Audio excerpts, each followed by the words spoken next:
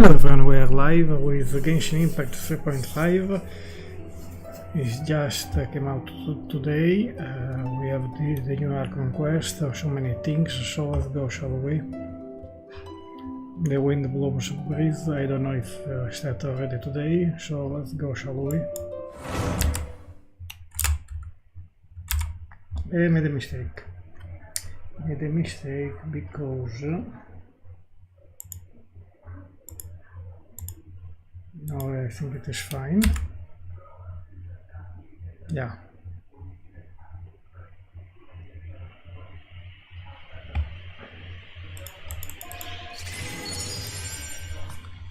I have still to do the commission. There are so many stuff here to do. I will not pull for anyone.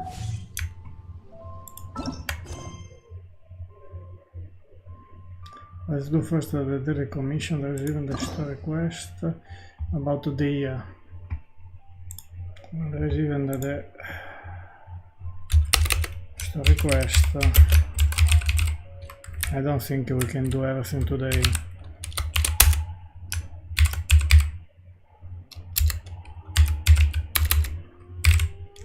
Dehya.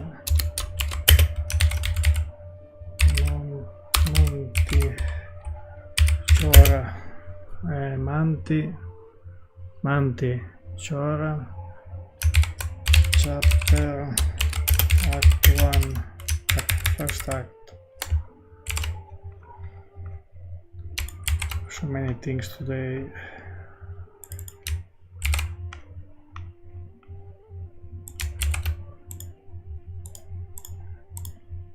My live stream on my Discord channel now.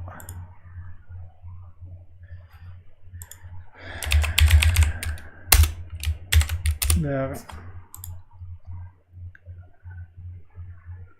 First the daily commission as soon as possible here. So start with this one. So we finish even that very fast.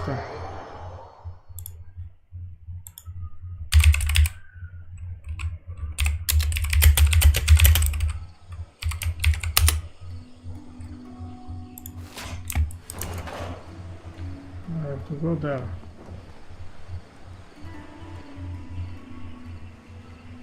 You don't know what I did on Monday. I did some bad things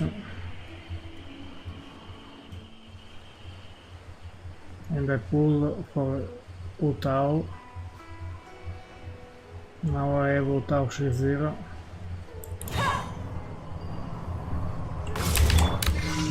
Solidify! I didn't get that one. Our bond is strong. Gotcha. Quiet now.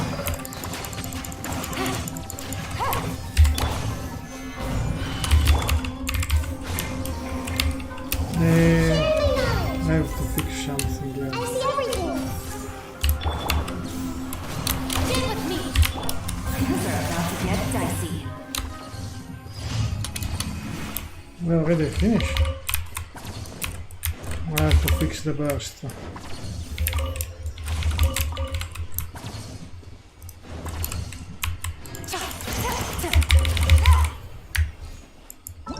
have to fix the burst as soon as possible.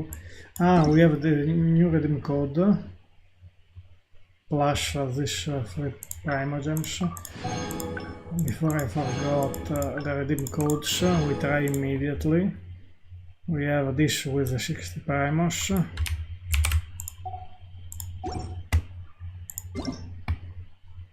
Resource account, keybind account. And I do now paste. This is the first one. The redeem code are below in the video description below. And this one.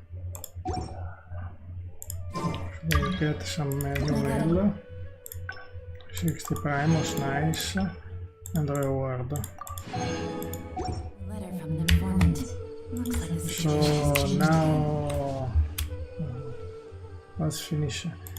There is the reset of yes, the glorious kingdom. The reset of this one. Weekly. I spent so many Mora, much more this week. Yeah, I think there is some free Thunder will catch all Archon quest reward.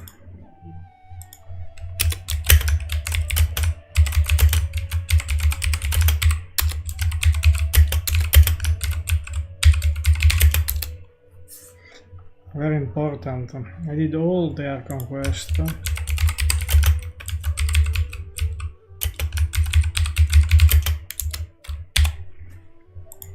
So this is the first one.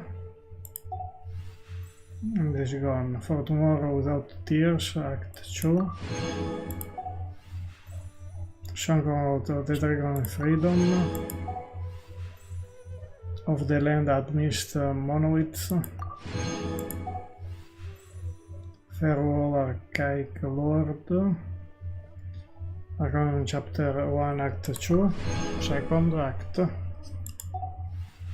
A new star approaches Archon Chapter 1 Act 3 or 3rd. We will be reunited Archon Quest Chapter 1 Act 4. Autumn Wind Scarlet Leaves Archon Quest Chapter 2 Prologue. How many? The Movable God and Eternal Euthynia, this is the one for Raiden. I still remember that one. Stillness, the Sublimation of Shadow, Archon Quest Chapter 2 Act 2. Second Act. Omnipresence of a Mortal Archon Quest Chapter 2 Act 3. The Crane Returns on the Wind Archon Quest Interlude Chapter Act First Act. Requiem of Echoing Depth Archon Quest Chapter 2 Act 4. Oh, still Perilous Trail Archon Quest Interlude Chapter Act Second. Thoughts Mist of Smoke and Forest of Dark Archon Quest Chapter 3 Act 1. The Morn of Tavern Roses brings, this is still back in August, Archon Quest Chapter 3 Act 2.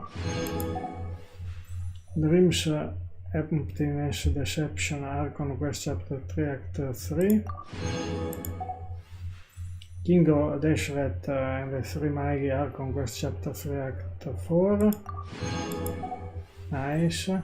Akasha Pulse, the Kalpa Flame Rises. This is, I think, is the best Archon Quest. For sure. Inversion of Genesis. This is about Wanderer. Or Scaramouche, Archon Quest Interlude Chapter Act 3. In Caribert, the one of today, we have to do. So, how many? 20 wishes. 21 with this one. No, here I don't have to pull anything.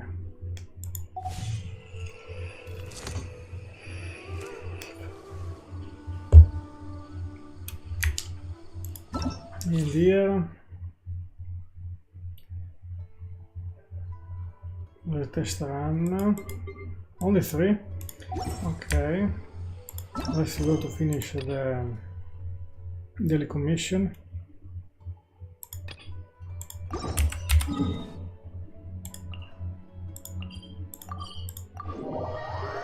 Try to do it fast as much as I can so I can start the Archon quest.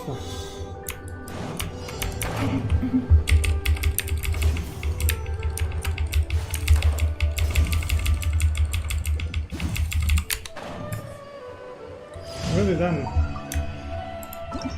Next, create a measure of mushroom. This should be fast enough. The other one is a little bit longer.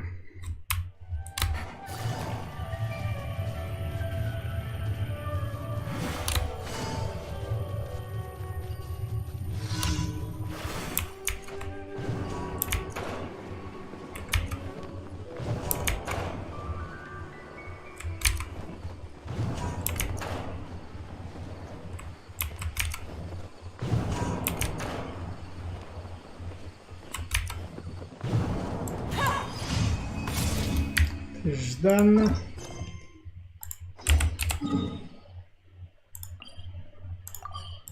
Next one, when watching the stream, anyway.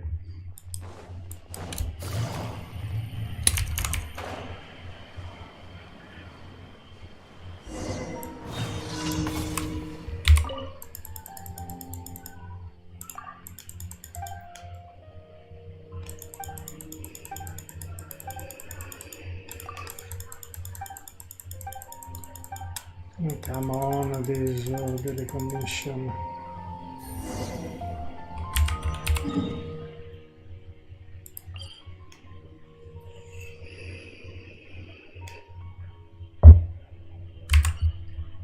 Okay.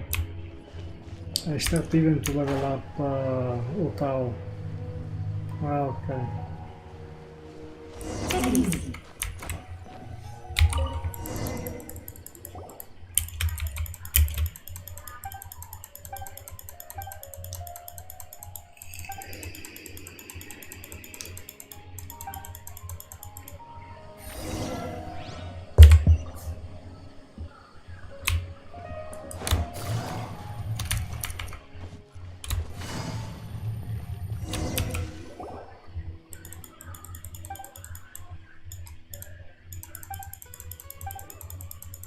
Let's finish the commission or no?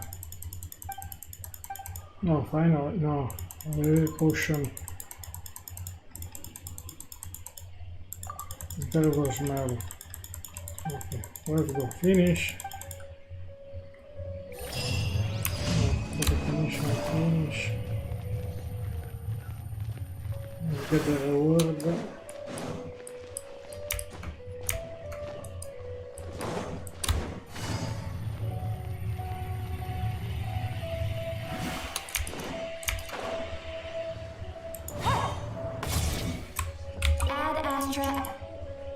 Thank you for completing today's. Here is your reward, okay. Add Astra. Dispatch character 1. Bennett official. Quickly. Shana. Inazuma. Fishinobu. Mora. Tarzan. Okay, here we go. I want to check something first, because I have Utao somewhere here.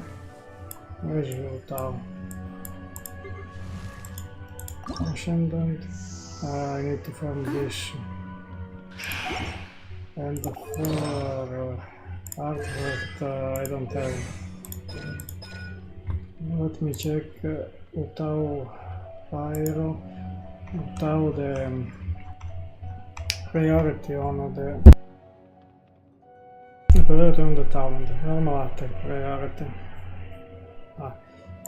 Let's check what we have. This teaching of diligence on Friday, so tomorrow. Okay, let me check instead. Still on Utao. Where is Utao? I want to check. Silly chirp, Billy chirp. How many of these I need? 42. I have 42. 42. I don't know if it is enough. I go to Genshin Impact calculator. Utao.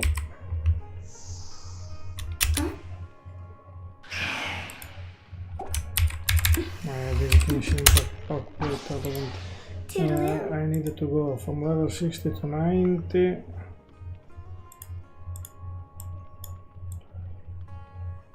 I need a lot of flour.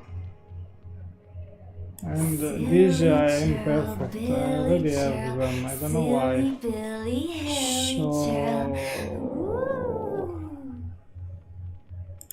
So we can show the resin. We can make condensed resin at this point.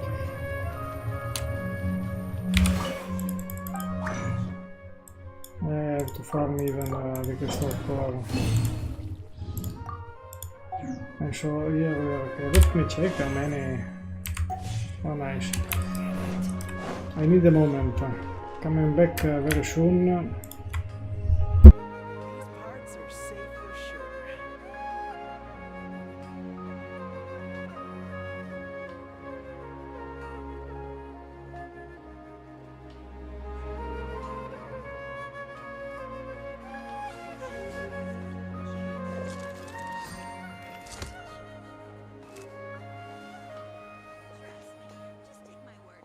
These parts are safe for sure.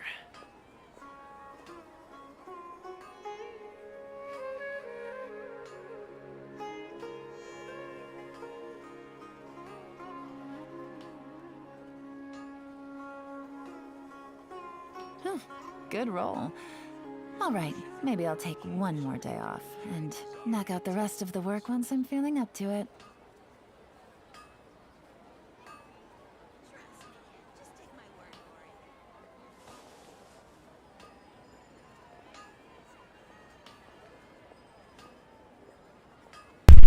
I am back. A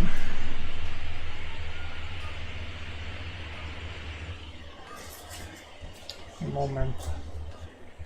These parts are safe for sure.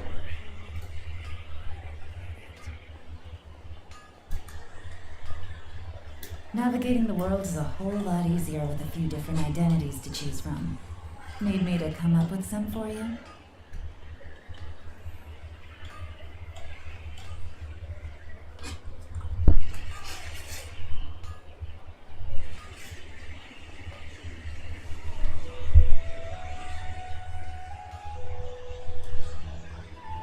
I am almost ready for the Archon quest. So let's go to the Archon quest.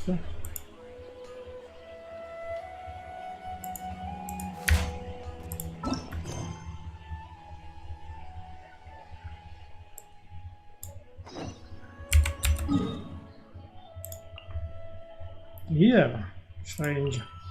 Port Hormones.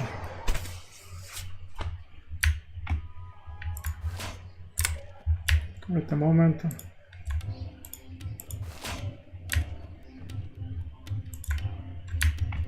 At the moment I have Chrome open. Chrome is disturbing me. So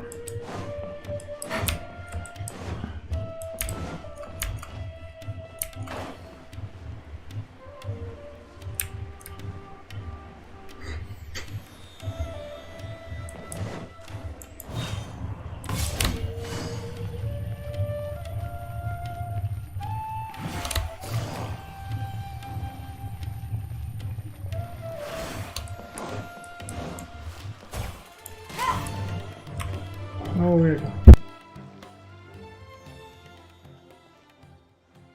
Huh? Wait, you're that blonde traveler who's on a journey to all corners of Teyvat, right? Who's asking? Do you need something from us? You bet I do. I was worried I wouldn't be able to find you. I have a letter for you, you see. It's from another Outlander. He was a crafty fellow, let me tell you. Took advantage of a loophole in our mailing system by opting for guaranteed delivery, then filling in the most obscure mailing address I've ever seen. Well, we are always on the road, so yeah, it's pretty tough to get mail to us unless we happen to go to the post office on a whim. So, what address did that person give you anyway? He just wrote, next to a small, white-haired talking fairy.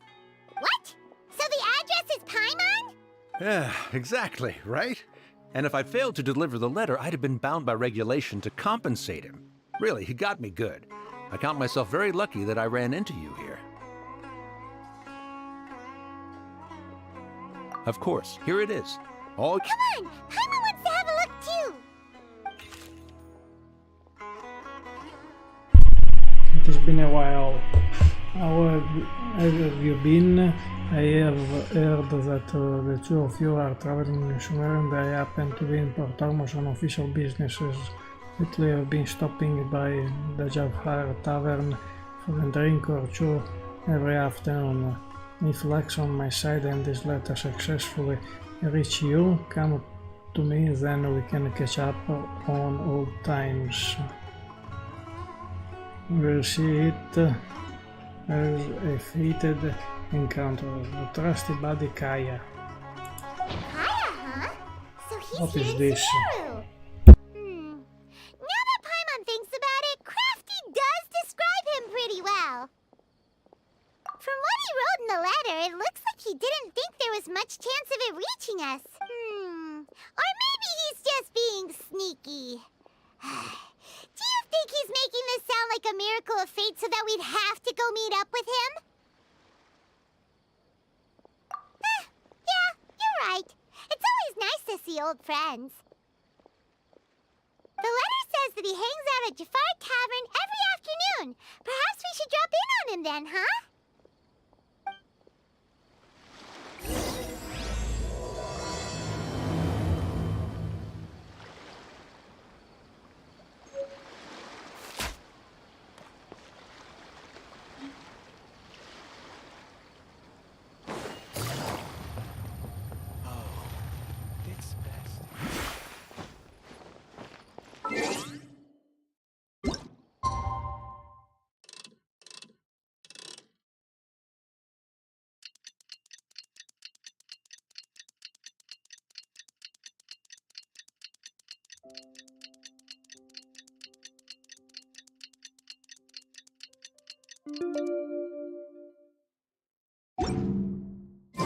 Kaya should be at Jafar Tavern right now. Let's go see him.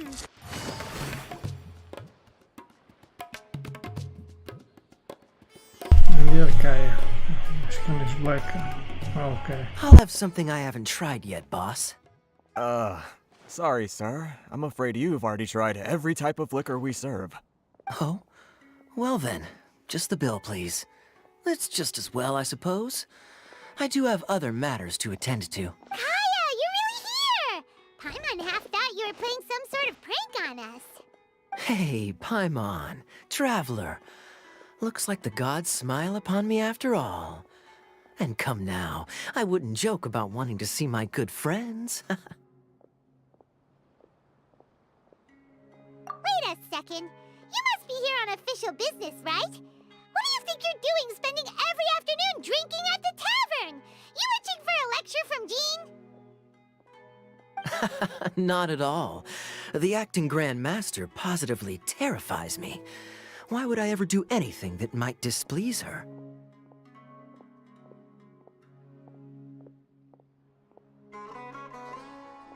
The truth is, I'm in Sumeru to learn about the alcohol industry here. So despite how it might look, I'm actually at Jafar Tavern for strictly business purposes. Sumeru's spices are famous the world over, and it's long been rumored that this fine establishment was where a certain very popular spiced cocktail was invented. That's why the Knights sent me, their foremost expert in alcoholic beverages, to come and see if it is as good as the rumors say. And how did that go? So far, so good. I'm already in talks with some spice merchants in Port Ormos about some potential collaboration. Yeah, that does sound like a great business opportunity. Guess Don Winery and Master D-Luke are gonna make a tidy sum from this one too, huh? Well, let's not get ahead of ourselves. Whether this lucrative opportunity gets passed along to Don Winery or not depends on how nice I'm feeling. Hey, using your job to settle personal grievances isn't very knightly, Captain! Oh? What makes you say that? Very sharp of you. I wouldn't say I'm familiar, though. I just came here on the sly once, when I was very young. And? Do continue. Do I have to? When I said we could talk about the old times, digging up my past wasn't exactly what I had in mind. Well, all right, since you're so interested. Like I said, I was very young then. Don Winery had only just taken me in. I overheard my adoptive father talk about sending a team of merchants to Sumeru during a business meeting. I'm sure you'll agree that everyone's curious about their roots on some level. And my roots? They're in Khaenri'ah, which is said to have been located deep underground, somewhere near Sumeru. And so I stowed myself away amidst the cargo, and silently joined the merchant delegation on their trip to Sumeru. But it wasn't long before the merchant delegation received news that I'd gone missing. Their leader promptly found me, and before I knew it, my adoptive father was dragging me back home by the ear. It was a short-lived adventure. Sorry I don't have a more thrilling story for you.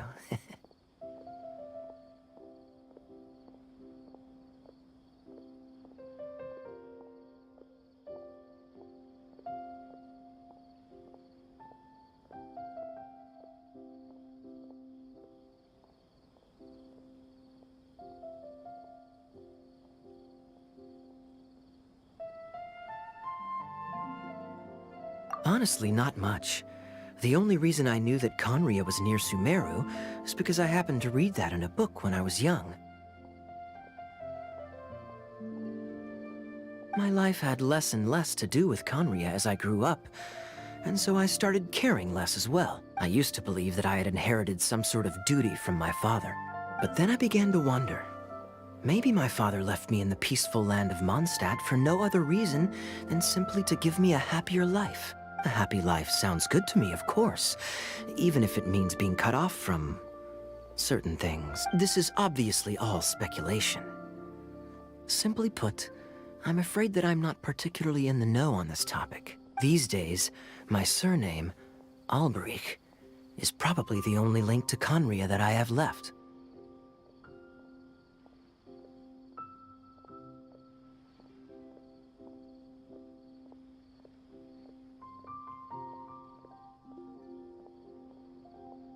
One death afternoon, please, boss.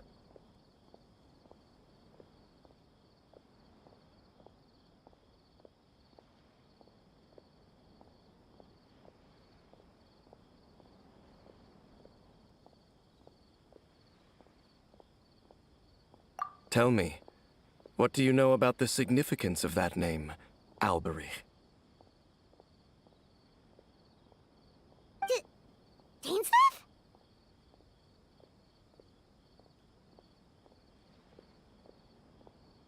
Ah, you've decided to join us. I was wondering how long you planned on listening in.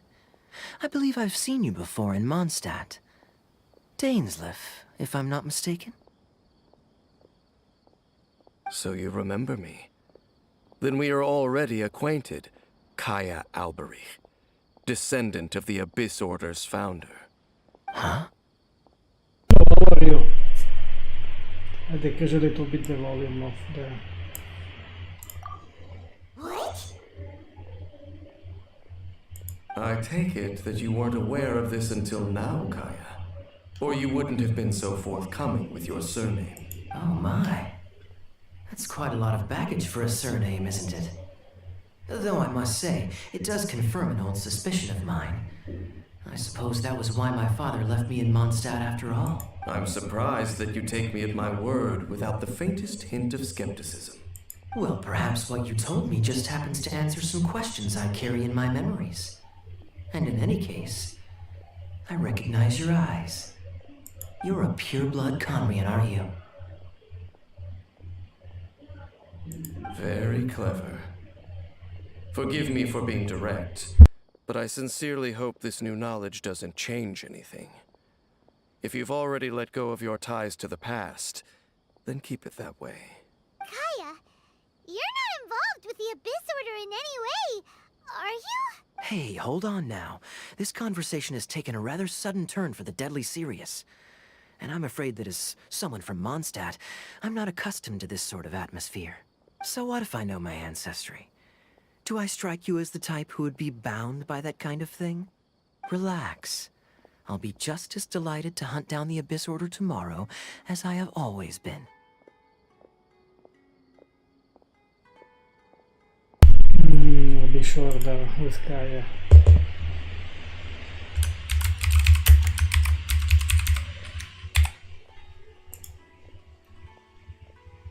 Either way, looks like we're out of time. I've got a spice merchant to meet in a minute, so I'll leave the three of you to carry on the conversation without me. Very long day today. Well, alright then. You go do your thing, Kaya.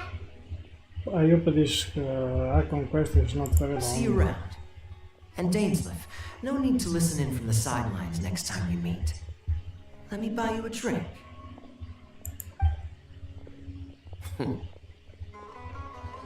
Something wrong with Khaenri'ah. You don't really trust him, do you, Dane?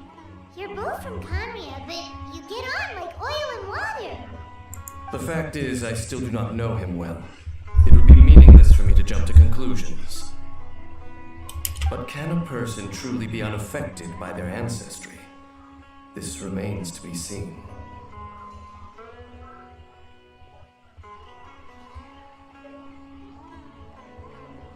Well, I suspect that they call your brother their prince, precisely because there is a succession of sorts. Too short.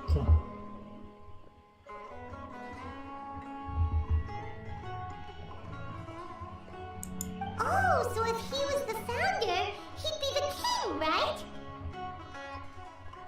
I mean to investigate the Loom of Fate.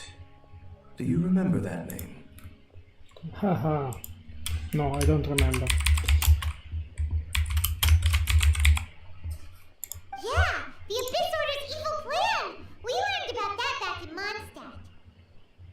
Not new. Not exactly. My memories suffer from erosion. But while I was recovering my health recently, I suddenly remembered something. Your brother.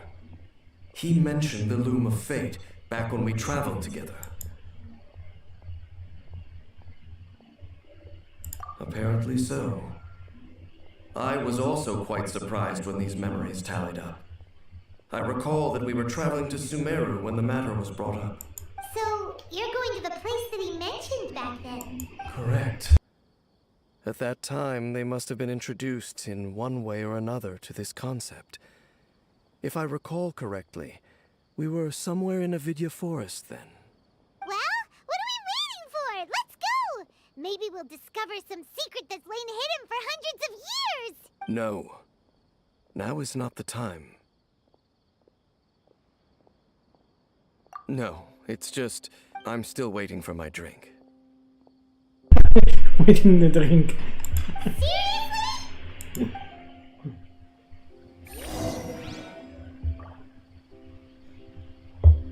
Now we're here. What is the best thing to go there?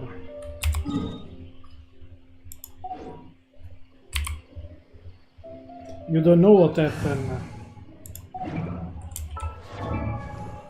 on Monday. On Monday this happened. On a rage I got there. Silly child bit. But not the weapon, because but I think for her one of the best weapons is this one. A lot of culture.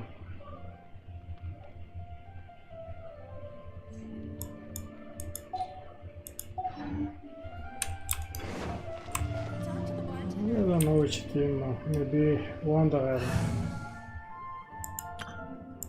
Where is it? What's going on? How can there be Khaenri'ah? Let's go.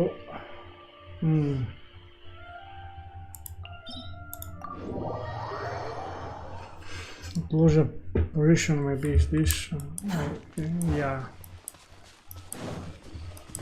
The wind rises. Anyway, in this version of the game I don't have to pull nobody.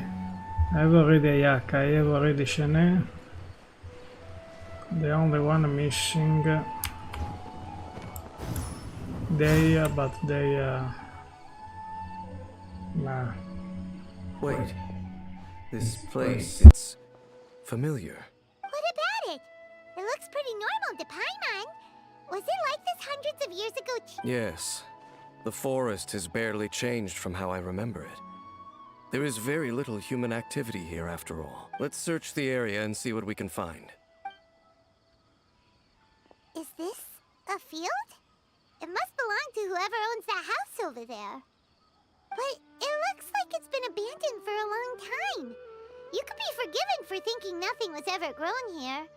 Or, wait, maybe nothing ever was grown here.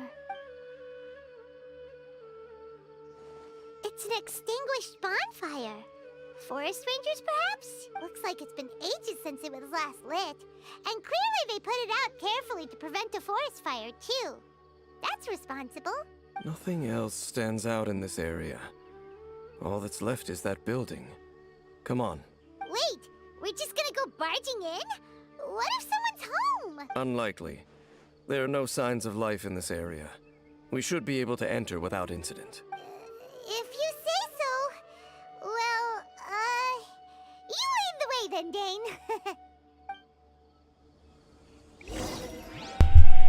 I think inside there is like a domain or something.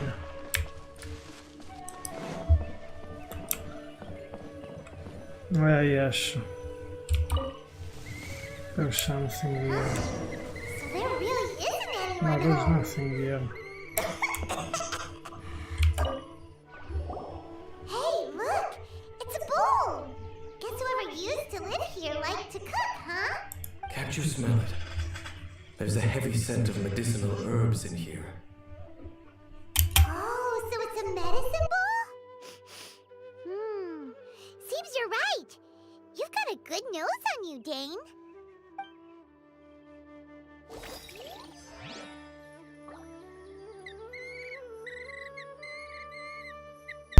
Let's check the next one. Maybe the bed. This bed looks pretty ordinary. Huh. There's nothing underneath it either. What sort of person would want to live here? It's so dark and damp. Can't be all that comfortable.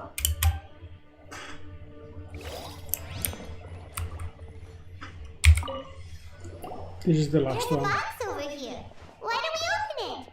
And by we, Paimon means you. Paimon's just scared that whatever's inside might bite her fingertips off. You sure are going place paranoia. There it is. Good. Huh? Ah, A mirror. It's broken too. Was this a makeup box? That's kinda disappointing. Paimon was hoping we'd uncover some super big secret, especially after Dane talked this place up.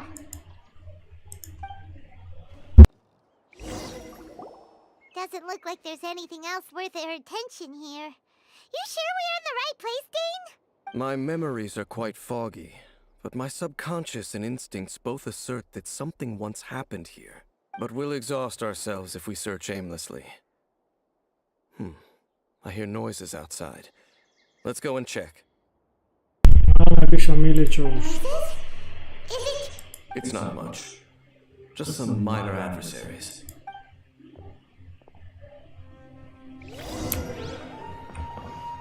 On the door.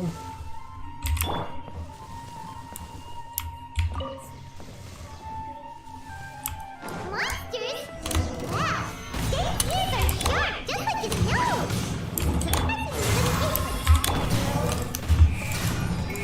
Although for someone who's as full of surprises as Dave, it's hardly a big deal. Anyway, let's see the big monsters!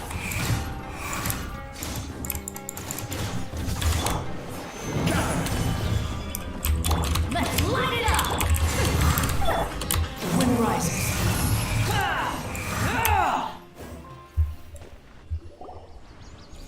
I doubt that the appearance of those monsters was wholly random. There must be something nearby that attracted them. A ley line anomaly, perhaps. But it seems to be more than that. Okay. I'll go slightly further out to investigate any issues with the nearby ley lines. I might be a while. You should wait for me here. What? You're going alone? You better not be trying to keep some secret from us!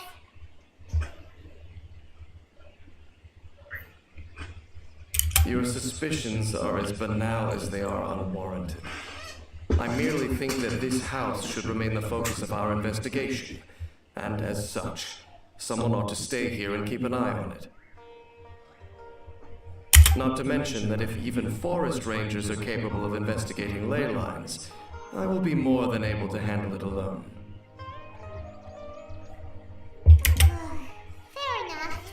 Guess we'll just camp out here then. Good thing there's a fireplace over there. Let's make ourselves something to eat. All this running around has made Paimon real hungry.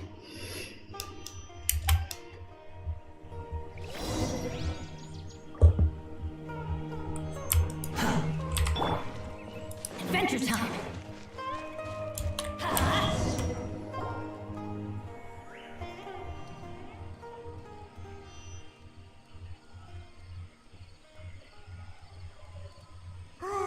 Your cooking is as good as ever. Even if there was no other reason, the food alone would be enough for Paimon to stick with you.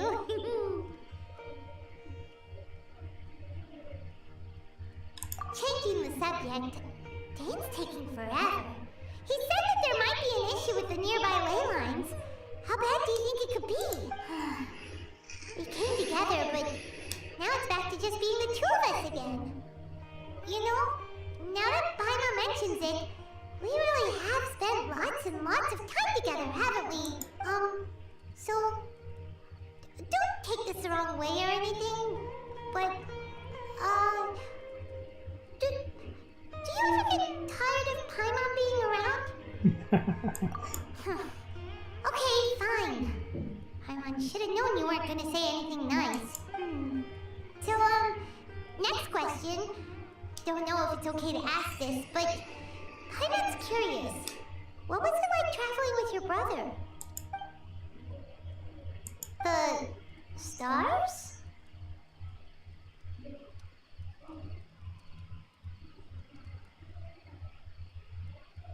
Wow.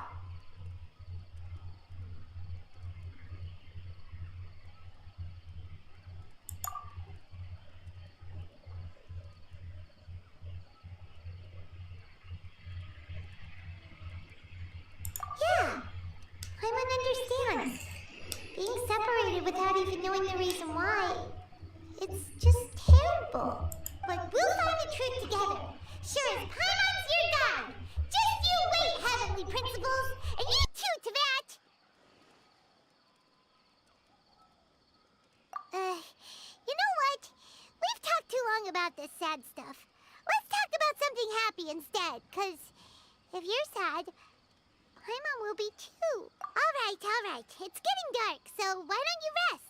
Paimon will take first watch. Don't worry, no monster's gonna come and eat you up.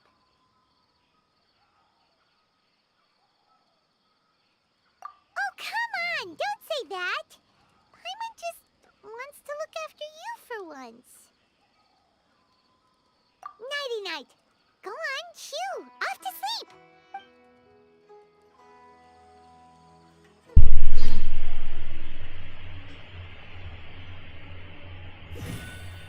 I don't know what is going on now.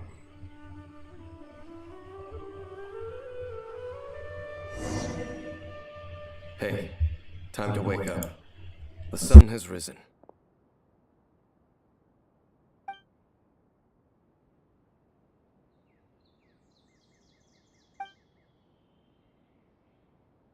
What a deep sleeper. You do know that we need to... Tear stains. You dreamed of your sibling last night, didn't you? All right. Rest here a bit longer then. I'll head into the forest to investigate.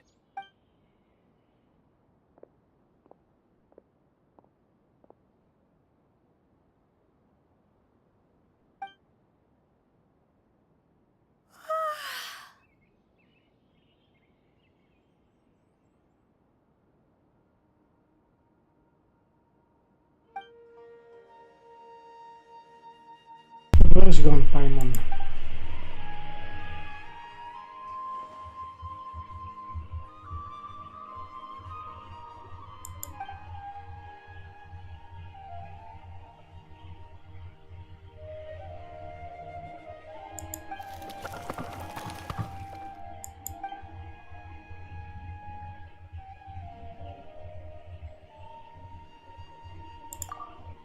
No, something happened inside of that house.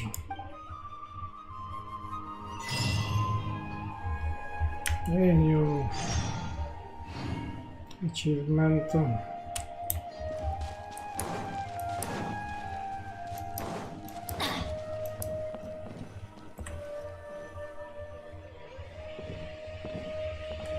Halt! What do you think you're doing? This place is not whatever you think it is. Nor should you be poking your nose into my business. Begone!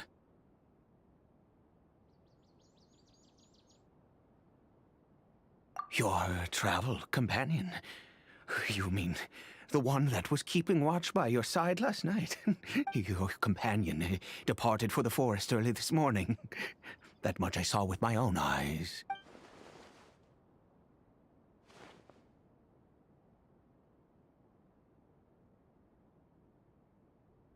What business is that of yours, hmm? All you need to know is that I claimed this place first, and what I do here is none of your concern. Do I make myself quite clear? Leave.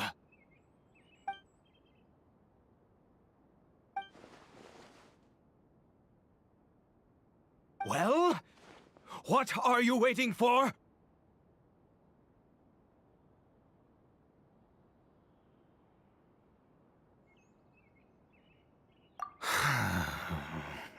If you must, suit yourself.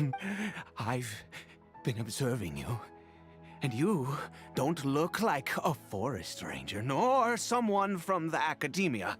Still, I'm warning you, no funny business. Promise me that, and you can do as you please. Okay, fine. Whatever. Just move aside.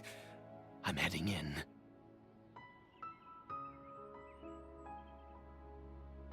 You... Oh, go on then. Have it your way. I knew I wasn't going to be able to hide this anyway. Just come in. But no overreacting to anything you see in here, okay? You understand me? Come on, then.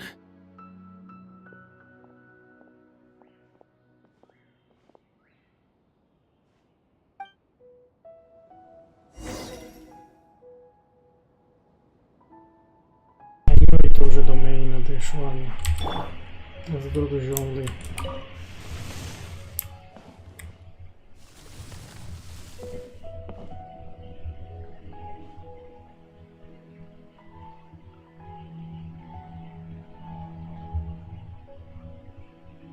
Mind your own business.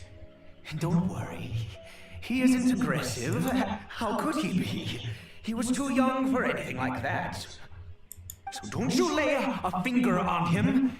Just find yourself a corner to rest if you're tired or cold. Huh? You know Khaenri'ah? Who are you, exactly? And how do you know I'm from Khaenri'ah?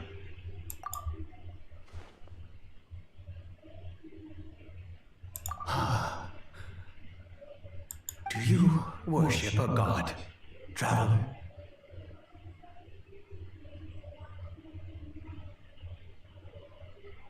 Can't some of them are my friend. Sounds like you've had an eventful life.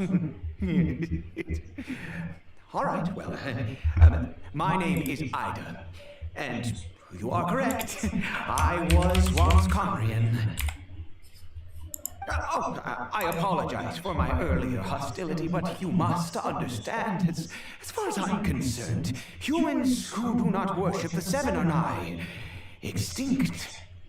And all who place faith in the gods are my enemies.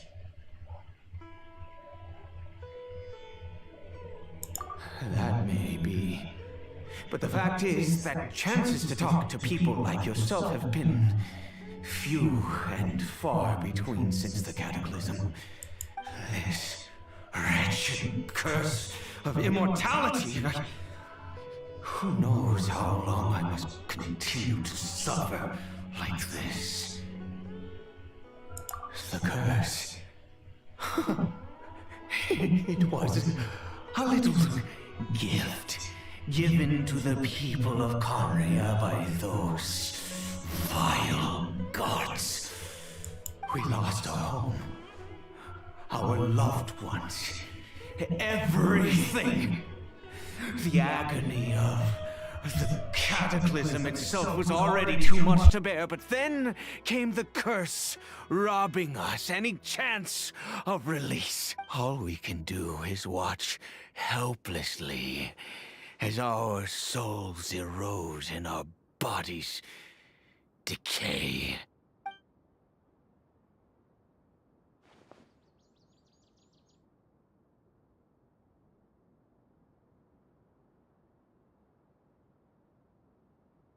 Because, although Khaenri'ah began with a single bloodline, it was a home to others too. Any who forsook their gods and came to Khaenri'ah were welcomed as our fellow citizens. When the cataclysm came, we pure-blood Khaenri'ans were declared the greater sinners. Upon us the gods placed the curse of immortality. But those whose ancestry belonged to the domains of other gods were punished with the curse of the wilderness as they fled, turning them into monsters. He is Caribert, my illegitimate son. Ah, interesting.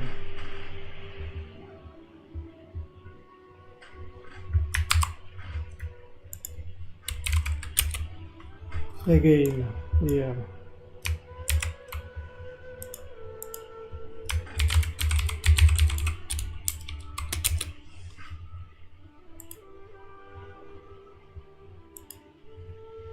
Maybe change the moment. I hope it doesn't occur. A moment, please. This is Caribert. How times have changed. I can say that out loud with no consequence now, but it was once a matter of unspeakable shame. I was a noble of Khaenri'ah. I resented the life that my family had arranged for me. And then, one day, I met a beautiful woman amongst the people. Her roots were in Mondstadt, but that mattered not to me. It was love at first sight. Caribert faced great hardship from the very moment of his birth. All due to my selfish desires, and I was never able to be there by his side for any of it. After all that, he turned into a hilly troll right before my very eyes. I always owed him much, and now at least I can finally be close to him.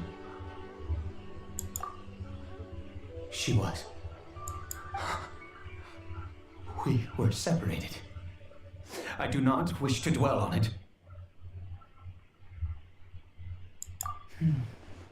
It could be worse.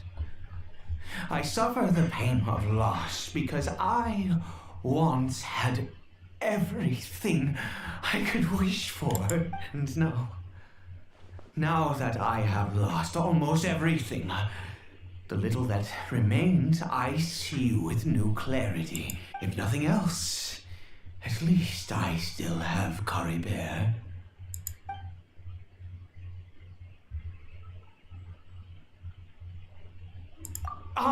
Yes, that reminds me. I only returned here to check on Caribert, but I do have other things I wish to do. You may come with me, if you're so inclined.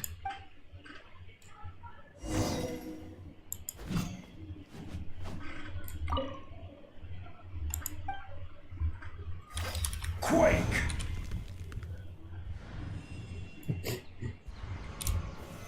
Solidify! I need a moment, coming back soon.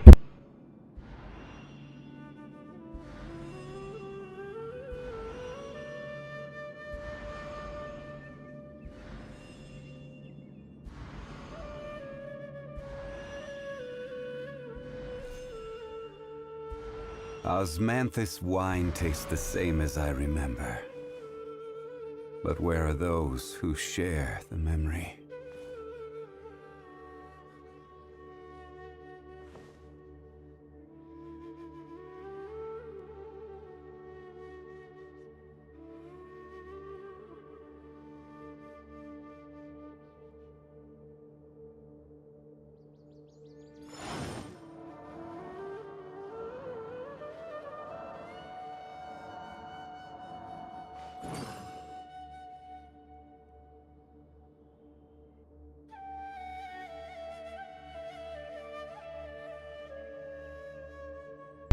I'm back.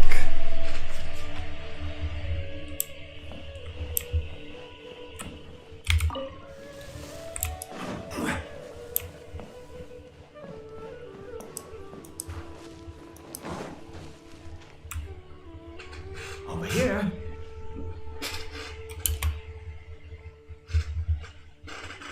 I'm sure you're wondering why I brought Caribert here to Sumeru. Well, it's because he needs a medicine that can only be made here. One which will help him to recover his clarity of mind.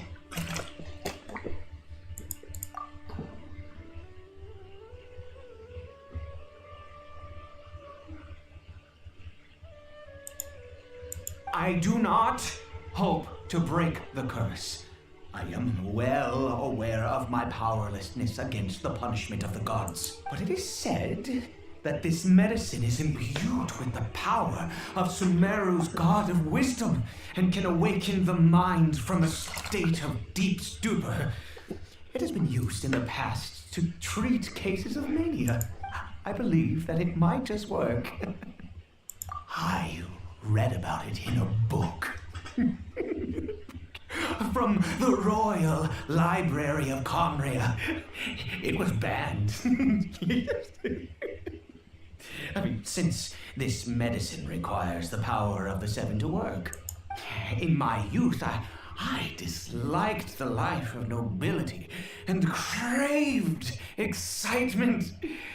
I was leafing through some forbidden text and happened upon it.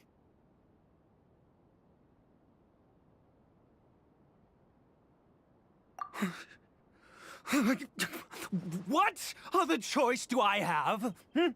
What exactly would you have me do? The gods have already punished us. What does one more sin matter now? Never mind. As long as you understand. I'm sorry.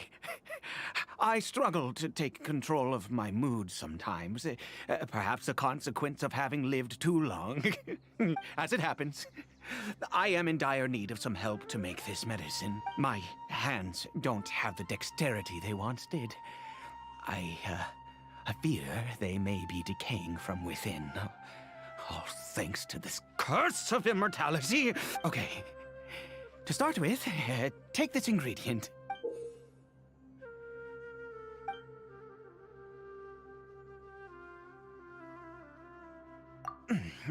Also, do you have any, of Sumeru's regional specialties on hand? I believe they're called Kalpalata lotuses and Sumeru roses. Oh, wonderful! Oh, in that case, we have everything we need. This is the method for making the medicine. You just need to follow the steps.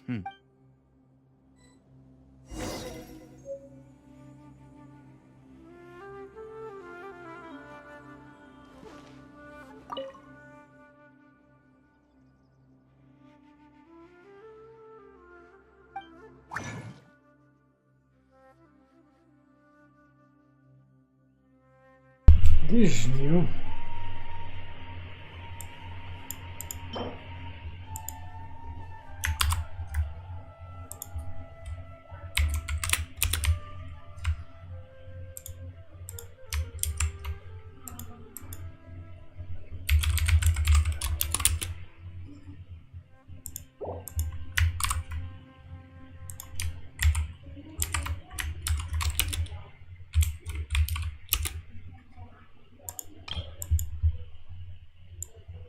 Well, whatever character is fine.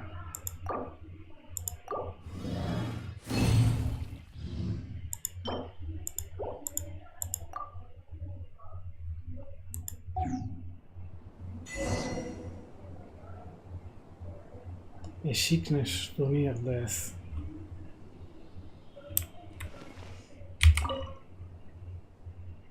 Is it done? Oh, splendid. Let me see. In all honesty, I do not know what the end product is supposed to look like. The banned book didn't feature any illustration. Well, the moment has finally arrived. Curse it.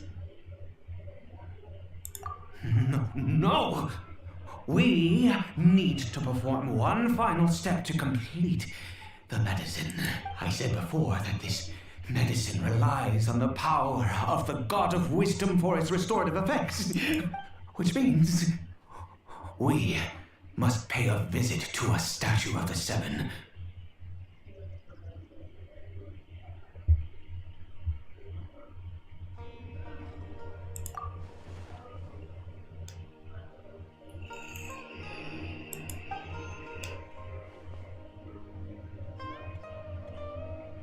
Let's go. Bring the medicine with you.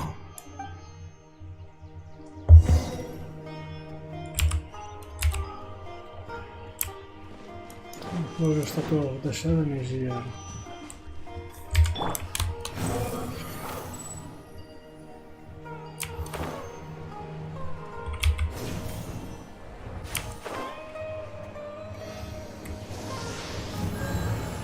Look at this statue. How can I bow before this thing? God of Wisdom! Look at me! I will utter no prayer, nor will I sing your praises.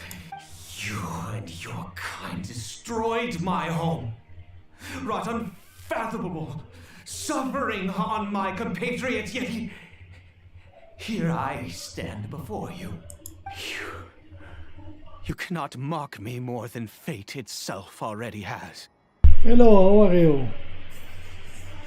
Hope you're well. Thank you a lot for being here. God of Thank wisdom. you very much. I seek not to disavow myself of the sinful blood that flows through my veins. I wish only to beseech you to have pity upon a young and unfortunate soul.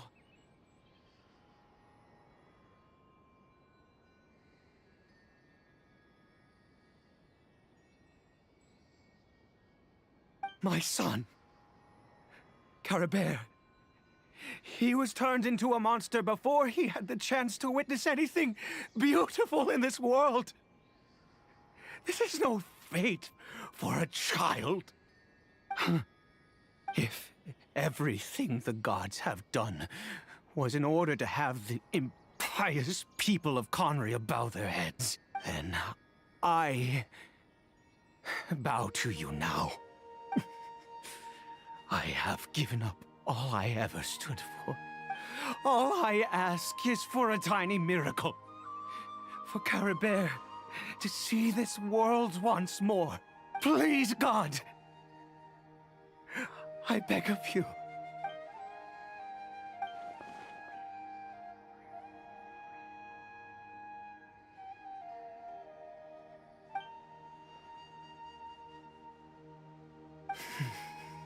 I have made quite enough of a fool of myself for one day.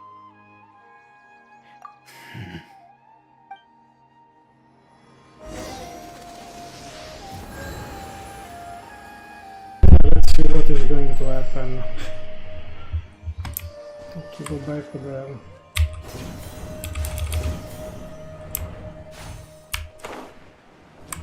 Moment. I'm locked in this place. Behold!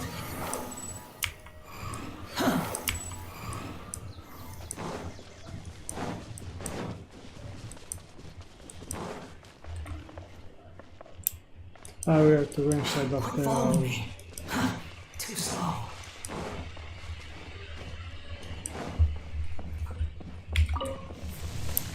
Squall of Fury.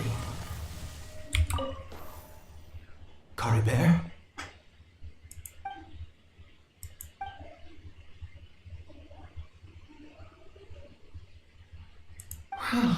We've prepared the medicine.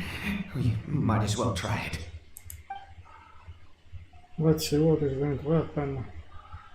Caribert, it's me. It's your father. Caribert, Caribert, please say something. I'm sorry I couldn't be at your side when you were born. And that I failed to reach you and Mama in time when you both were suffering. But I'm here now. Papa's been by your side all these years. I've never left you, not once. Are you still angry with me, Caribert? I know you're awake now. Do you not want to talk to me? I'm so sorry, Caribert. Forgive me. Please, say something, anything. Please. Please. Oh, gods above! What more do you want from me? You took everything from here, and I still bowed to you. I'd give you my very life if only you cared to take it. But you won't even let me die. I knew it. I should never have trusted anything that had to do with the gods. I was just deluding myself. The gods of this world have never stood with humanity, not even for a moment. Other reasons. What do you mean?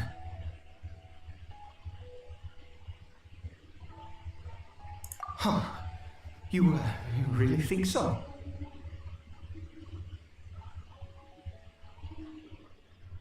Give up?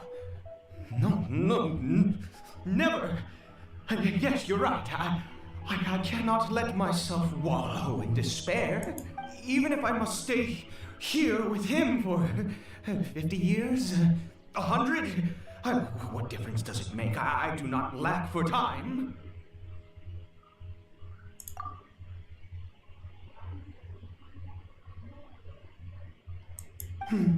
Let's go. We'll make another dose.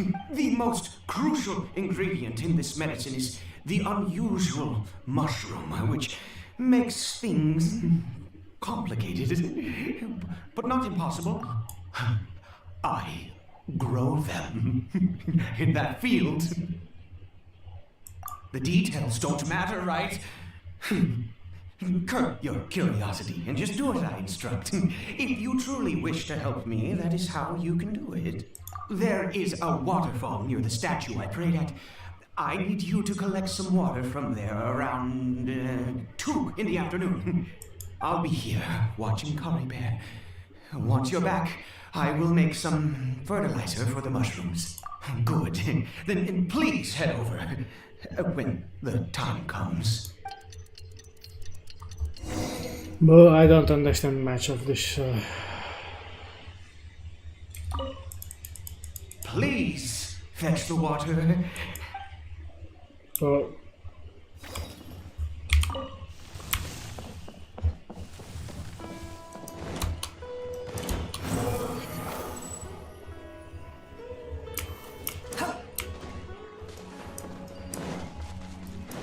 I thought there was more activity in this quest. No, it is an Archon quest, so...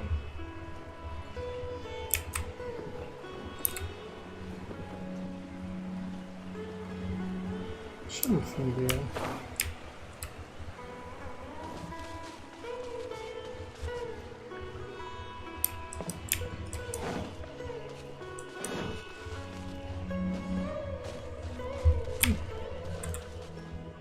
Many things here. I don't know. I can sit here. Not important. Let's get the water. Let's head back.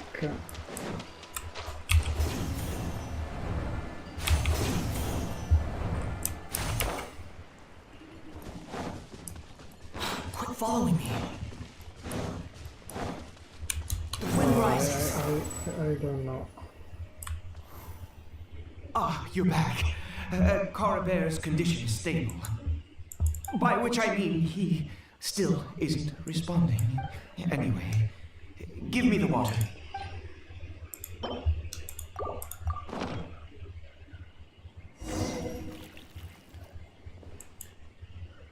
Yes, and the I need you to stand guard here for a while.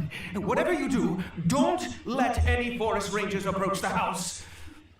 Understand? Ah, good. I'll be back soon. The fertilizer won't take but a moment to make.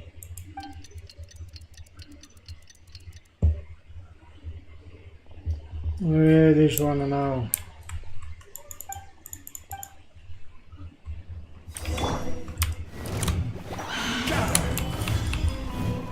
I will have order.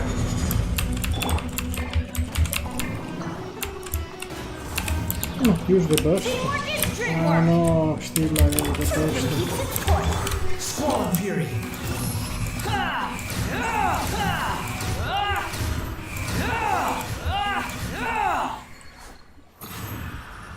What happened? Was it monsters? Thank goodness you were here. I couldn't have taken them on all by myself. I'd have to hide and wait until they were gone. Oh, yes, I've got the fertilizer. The effects can take some time to kick in, so let's get on with it.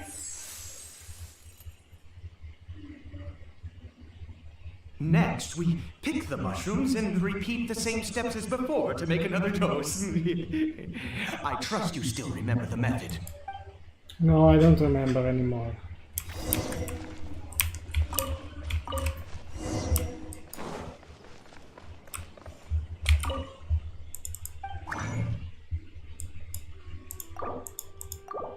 How many times we have to do these things?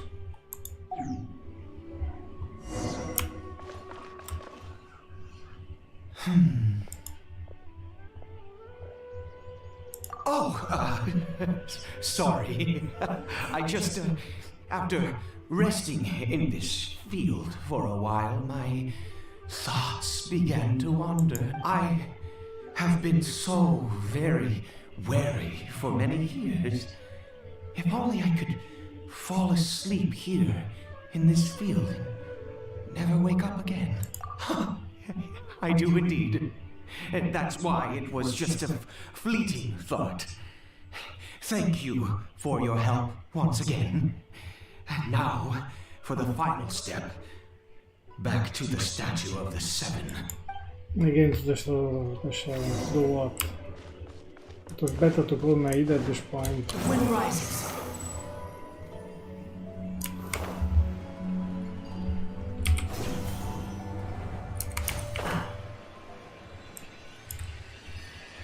We're here. Let's begin. There's an image also. Wait a moment. Hey! What was that? Caribert! Oh no! He must have left while we were too busy preparing the medicine to... Come on! We have to catch up with him!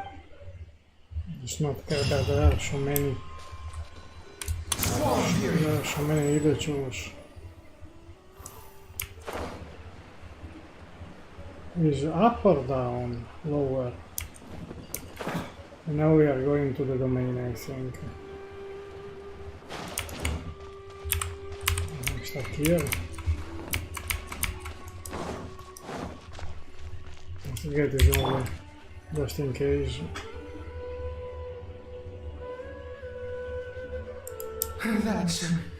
That's not Caribert. Right. Caribert's scarf was a gift I once gave to his mother. I Use it now as a marker of sorts. My eyes must be going. How could I not recognize my own son? This decrepit body of mine. Ah, yes. It doesn't seem interested in us in the least. It seems intent on walking in that direction. Yes. The more we know about Hilly Churls, the better. The medicine one.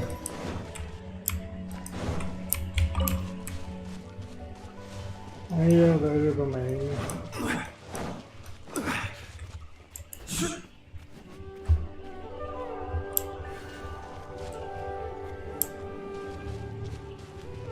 Did it go in here?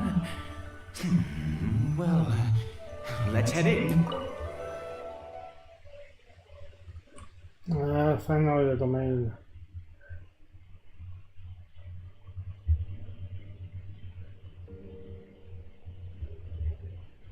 What a ghastly place.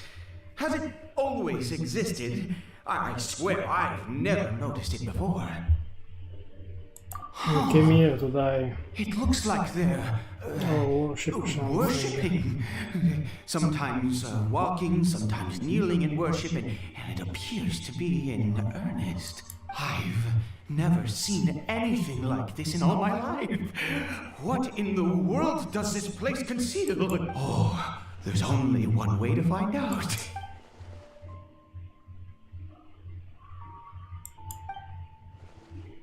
But Paimon is gone.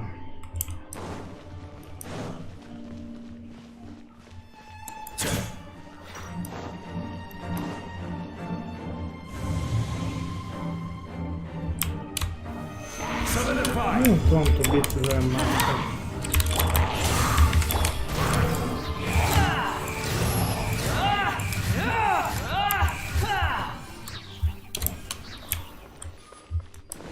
Something here? Some chest, I don't know. Can't drop anymore. Stuck here for the eternity. Too slow.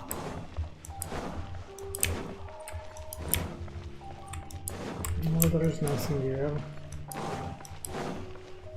No, there is nothing. We can go further.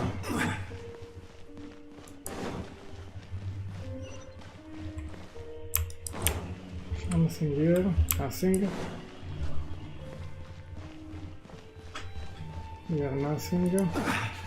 Ah, chest. No. Again, the story of the artifact. I have too many artifacts. Where is it? I have this bad artifact, I'm leveling up.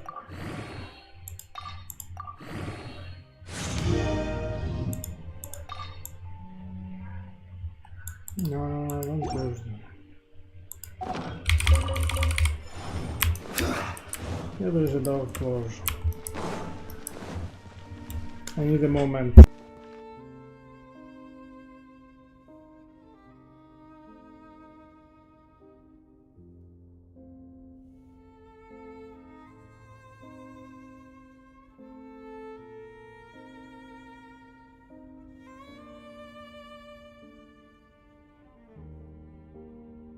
Osmanthus wine tastes the same as I remember. But where are those who share the memory?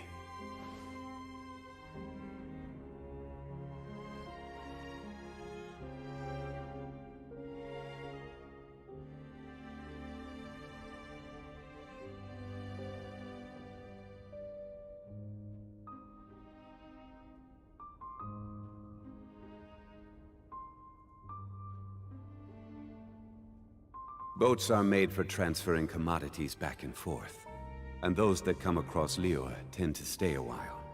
So it is where many things come to settle. Let's add something here. No, nothing.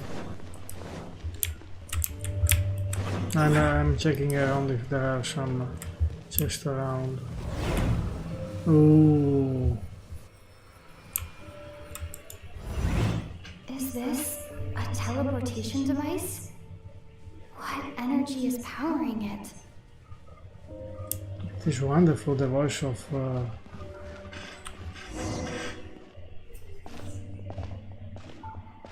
Lumina.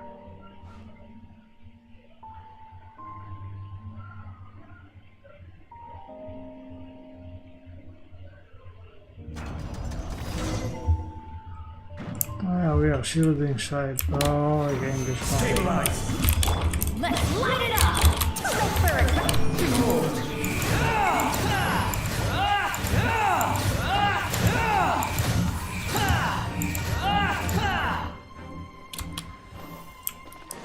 Let me check if there are some chests here. No, there's nothing here. Other side. There's nothing. I cannot go up. Too slow. There's nothing, no chest. No chest, nothing. Here's something, no.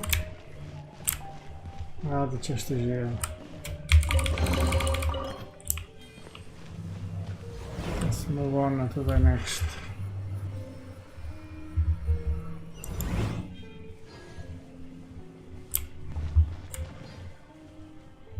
Could go down, but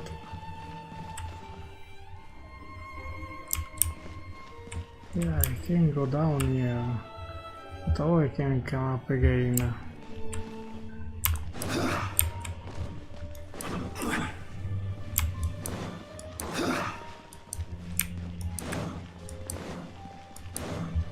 Ah, it's the same place.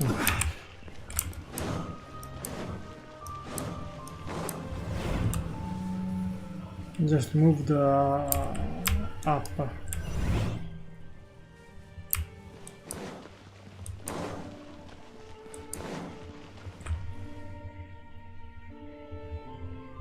Just here.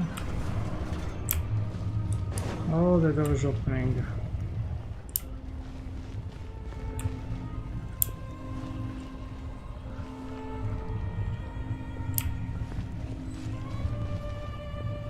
Hey, it's huge here. Very big. No chest here.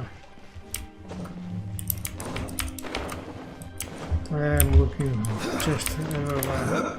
I don't think any.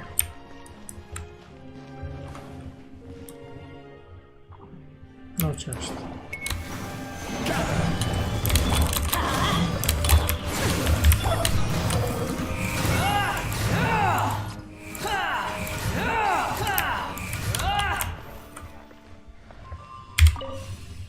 Up this. I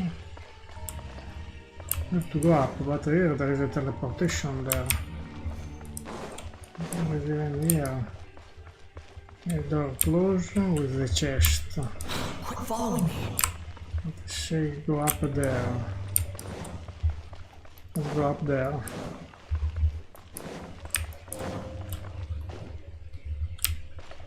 Have to go to the get the things. There's a chest here also.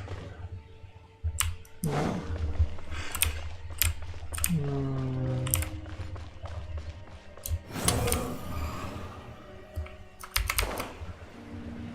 I cannot climb.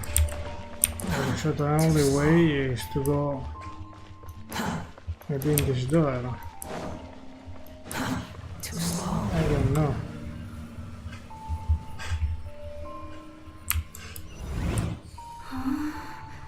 How did I get on the ceiling? Upside down. Turn upside down, or gravity itself?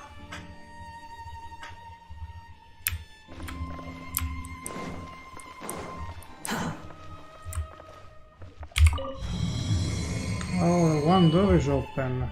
Now we have to open the other door and come back maybe. There's something down there. There is nothing here. And how to open the other door? It seems like I need to find a place to insert the room.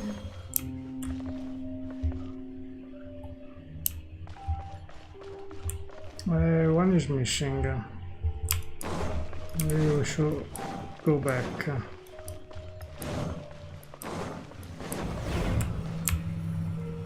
The mission is too long, come on. So, maybe this is open. Too slow. And get the chest from here. But the other one is still closed, yeah. Let me check. Yes, we have to open even the other one, I think.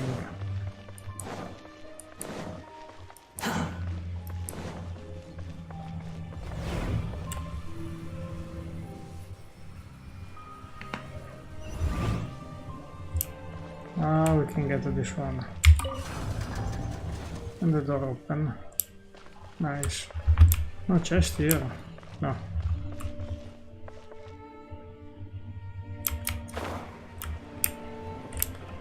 Ah, we are already upside down.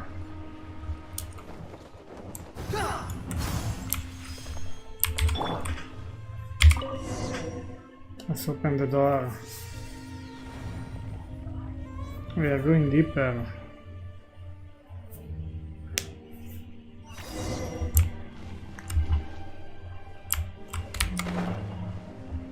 I don't know what is going on here, deeper here, so let's go slowly.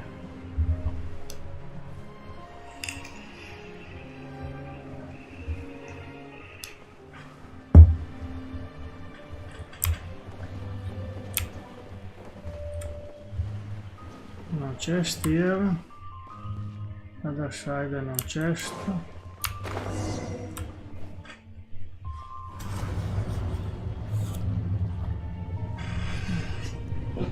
The door is opening, a new door.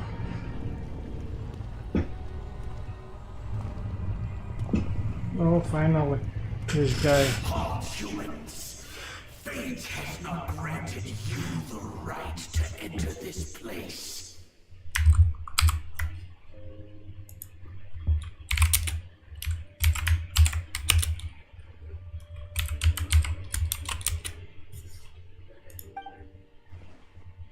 Abyss Herald. No, he doesn't look like someone from the Abyss Herald. Do you insist on an audience? Very well. Then I grant you the trial of destiny.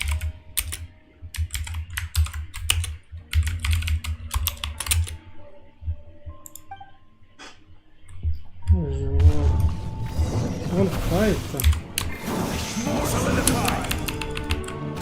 This is order. Hold the control.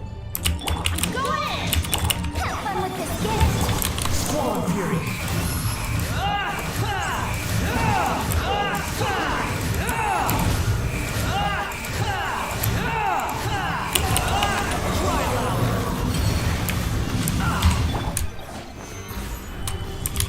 Let's light it up!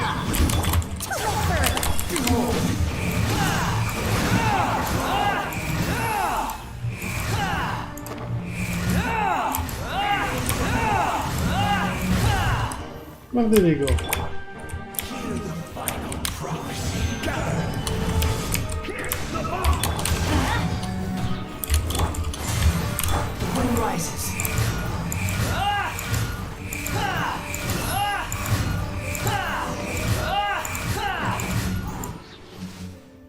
Who was that? He was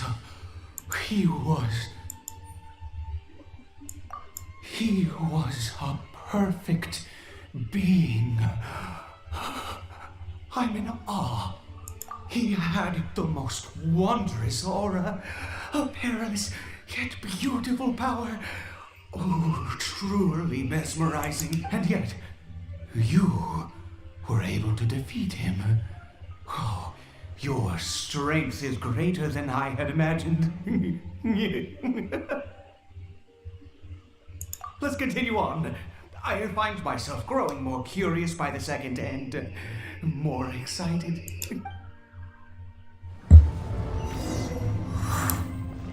Oh, this guy is strange. What is behind there?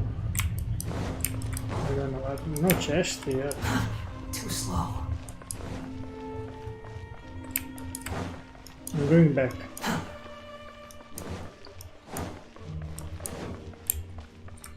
I don't know why I'm going back. There's nothing back. Quit following me.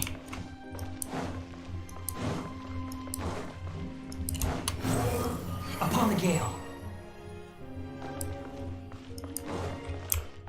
There's nothing. Let's move on.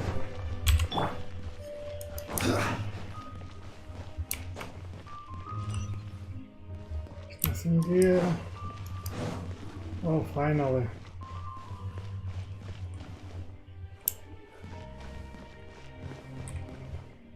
I think we are close, but not enough. We have to open the door, the last door, I hope. It's getting long.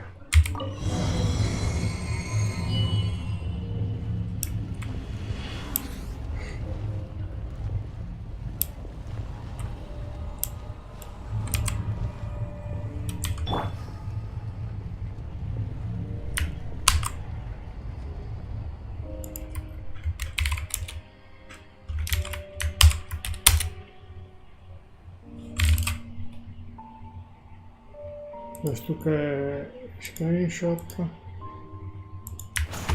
Maybe I can change it with this one. I'll wait a moment.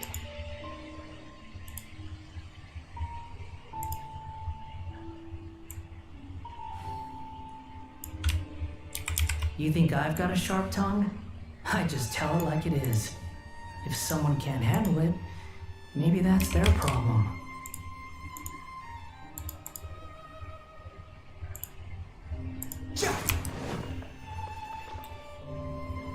I think we've made it to the end.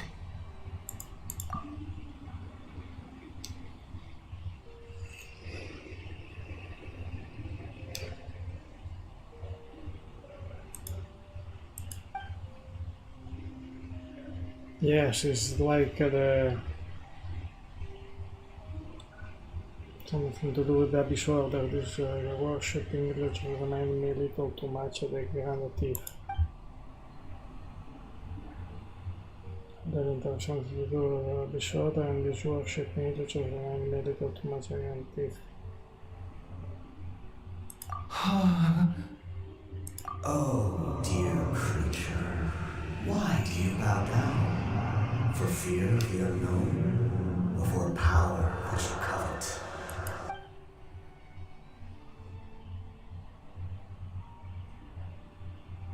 Oh, dear creature, why do you bow down? For I am no god, I am but a sinner. You are like a flower, born in sin, yet pure, spotless. I know your fate well. You need no longer hold back your resentment, nor accept the countless lies. Go forth, become a transcendent one. Rise beyond the fate bestowed upon you. And I shall shed a tear at the end of time, as I gaze back upon your life.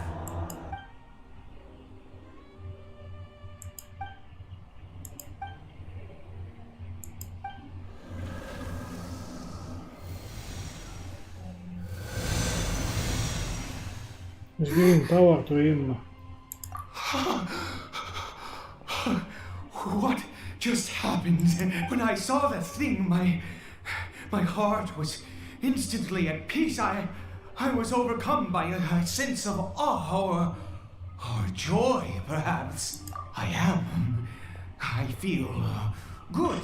In fact, I feel better than I did before I came in here. How peculiar. Oh, is that so? All right, as you wish.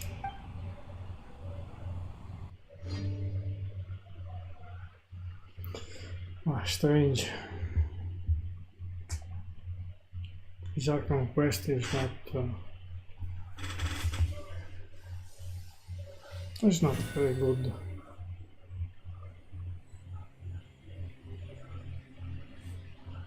Until now. Caribert!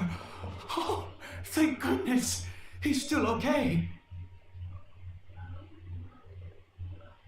I have a strange feeling that what just happened was meant to be. For this to happen, right at the moment when I was dreading worshipping at a statue of the Seven, it's as if fate was calling to me. You say that I bowed before that thing, so perhaps it might be just as effective. I have to try. No matter what, you said it yourself. I have to exhaust all options.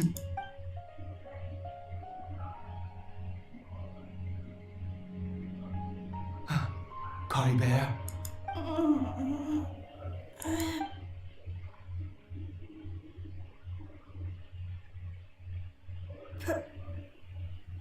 Papa? Caribert! Oh, my goodness, it worked! It's a miracle! Oh, Caribert, my dear son! You see, it worked! Caribert can speak again! Where's Mama? Mama is... Caribert, look at me. Do you know who I am? Of course. Your Papa.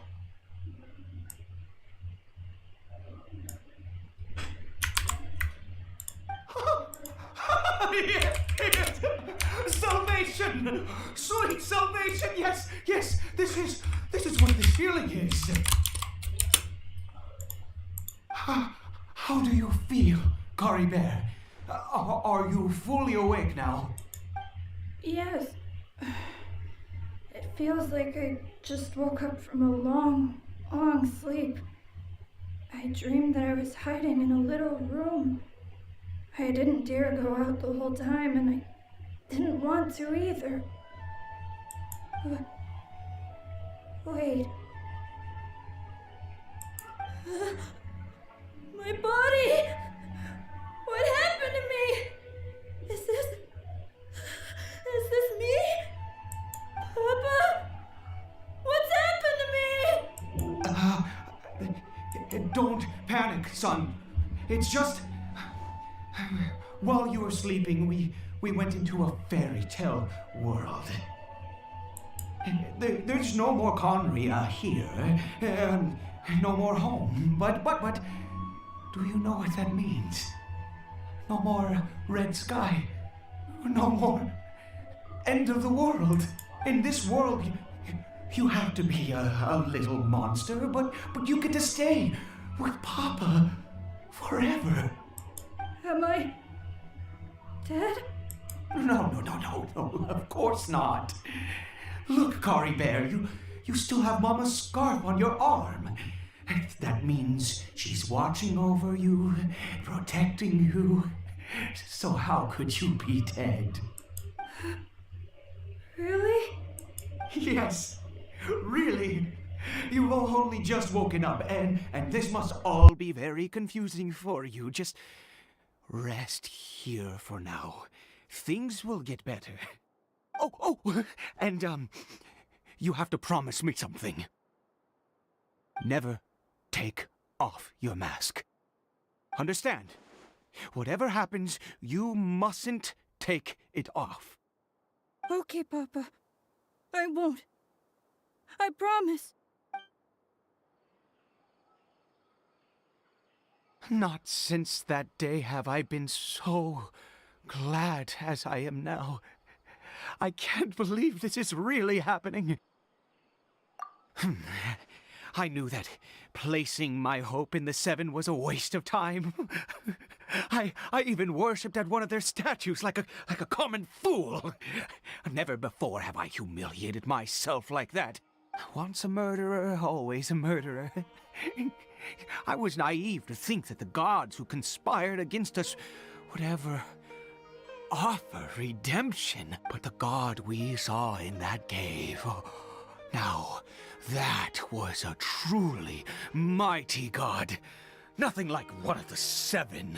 That wondrous power, it was truly enchanting.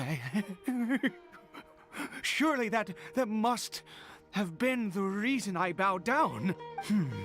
Now then, after one beseeches a god, and the god responds by answering their prayers, should they, do something to show their devotion? Piety is hardly my area of expertise. But surely I should honor the god that has honored my wishes. A sinner? Oh, don't be absurd. You don't know a single thing about him. How dare you utter such blasphemy? You and I have both witnessed his divine power. When has the seven worked a miracle like this before? Never! He is a god, mightier than they, and yet you would call him a sinner. Oh, preposterous! No matter. Believe what you will. You cannot shake my faith. I am going to pay my respects with or without you.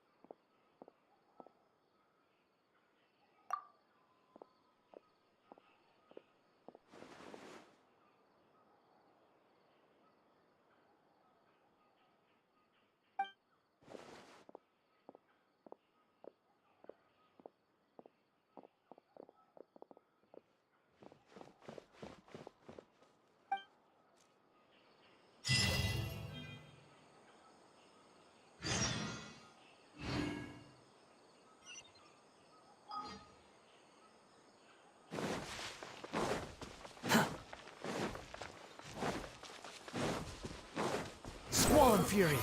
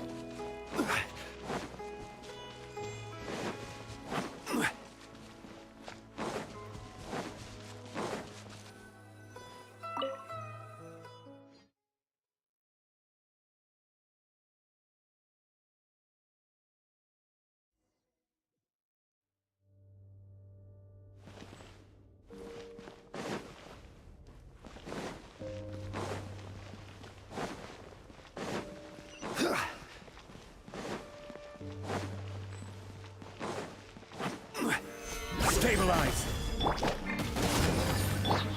Truth repeats its course. The wind rises.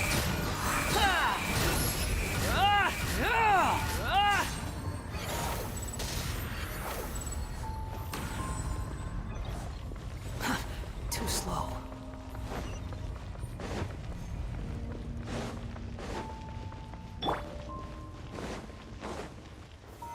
Solidify! Dare to mess with me? Squall and Fury!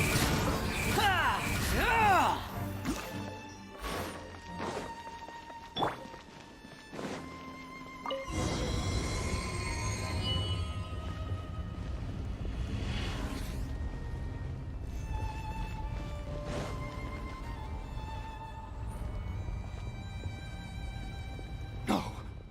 Impossible! What happened? The Hilichurl worshippers have disappeared too? Was it all an illusion?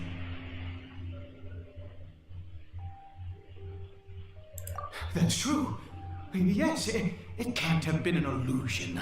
I still feel that awesome and wondrous power flowing through my mind and body. It was neither illusion nor coincidence, and certainly no dream. It was a wonder. Yes, a divine one. Let's go, traveler. There is surely a reason for its disappearance, and I do believe that someday in the future, we shall see it again.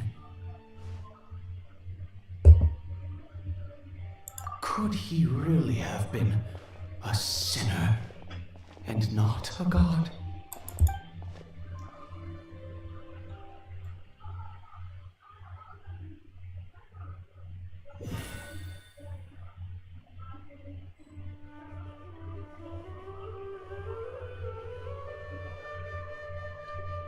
Caribert? Where has he gone? Oh, no, no, no. Maybe someone else came by and found him?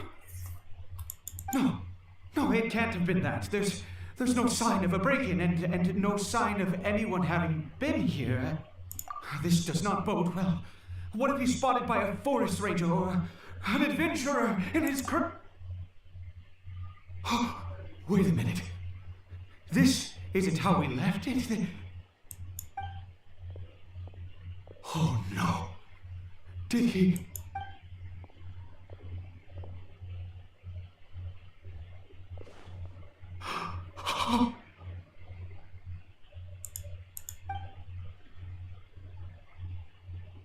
The mirror, it's broken!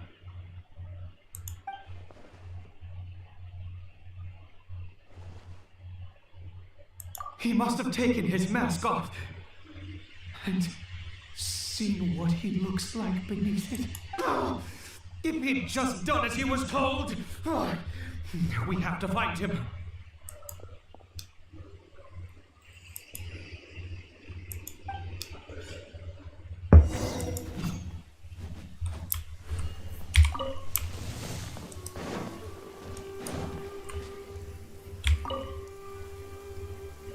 It's his scarf. He dropped it. Looks like we're going the right way. Come on.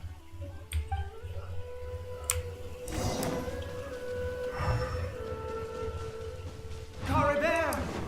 Caribert! Where are you?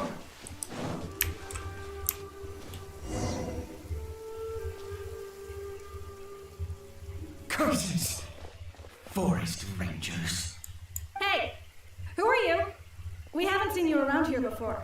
What's your business here? Have you seen a hilly churl?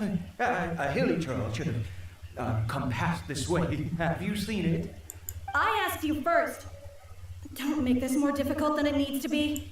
I said, have you seen a hilly churl? Hey, whoa. Look, sir, there's no need to get so worked up. There are hilly churls everywhere. What's the big deal? We see plenty of them out here. Exactly. Matter of fact, we just took out a few of them back there. Those dumb boneheads. You forest ranger scum! You spawn of the seven are all the same! I'll have your heads if you so much as laid a finger on Caribert! You're raving mad! You got some gall coming here to our nation insulting the forest rangers! Curse you all, forest rangers!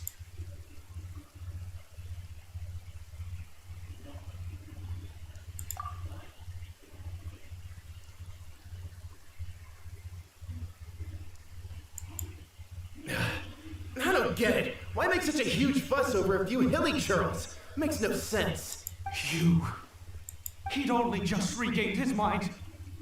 How could you do this to him? So tell me, forest rangers, did you really spare none of them? Did you really take out every last hilly churl you saw? Jeez, you're really not gonna let this go. Fine, you weirdo. If you must know, I happened to cross paths with a solitary hilly churl when I left the team to, use the toilet. I was frightened at first, but it didn't seem to have any interest in me at all. It was just bumbling along in that direction, so I left it alone. Yes! Wonderful! Wonderful! Let's go! We have to find him! I hope it is fair. Wait, you're leaving? Not even a thanks for the info, goodbye? Yeah, there's no time to lose.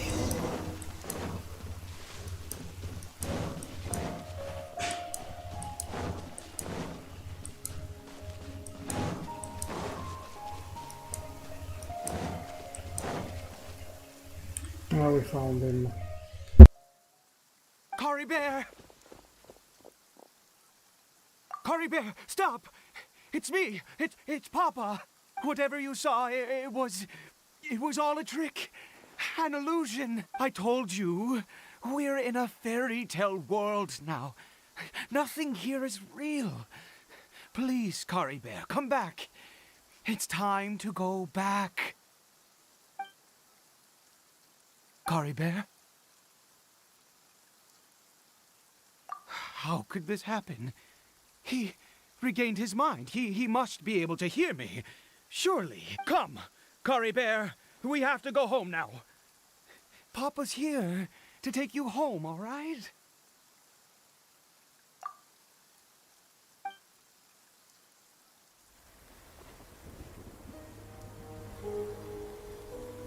Papa? Caribert. Papa, I can't take it. Please, Caribert. It's my fault. I'm so sorry. If only I'd known. It's all too much. Papa?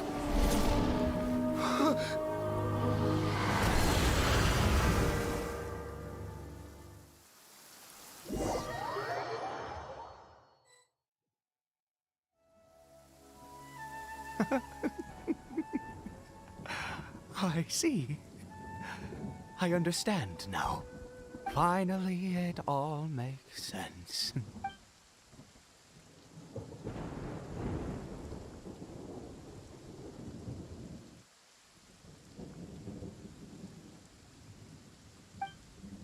Ah, Traveler, you're awake. Finally, we can rejoice together. Wait, no. Why am I still calling you Traveler?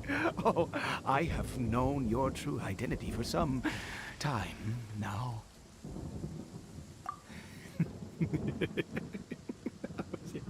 I suspected it was you from the beginning. I had to talk to you to be sure. Oh, of course you haven't. With your status, you can hardly be expected to know all of us. In any case, I've been using a fake name this entire time. Ida is the name of a servant I once had. My real name is Clotar.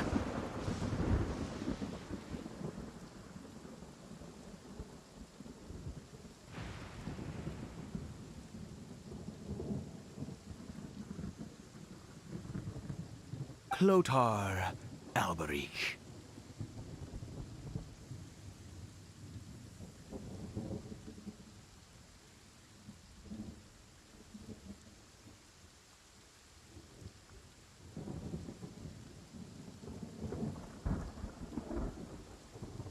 He's the father of Khaenri'ah. You saw it too, didn't you? Unmistakable, the power inside Caribert and the power of the one you call a sinner. It was one and the same. I am positive now. It's the power of the abyss, isn't it? Oh, at long last, I have seen it with my own eyes. That is no business of yours. A sinner. Yes. Salvation for a sinner can only come from a sinner. Caribert did not deserve his fate, but now it's wonderful. He will be able to weave his own destiny anew. Born into abject sorrow, he shall now become... Yes. the loom of fate.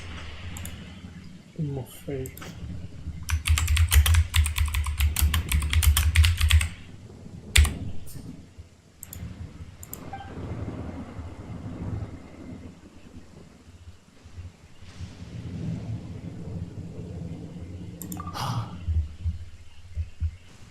Sinister. Dangerous. Oh, I never imagined that you, of all people, would deny the abyss. How ridiculous. We once believed that you would bring new strength and hope to Khaenri'ah. To us, you were the Abyss. A wondrous mystery far beyond our imagination and comprehension. I think he misunderstands with her brother Ether. And the one who controls the Abyss can control everything. We yearned for that future. We looked to you to take us there. But what did you bring us instead? Oh, Prince of Khaenri'ah. She's the sister, not him.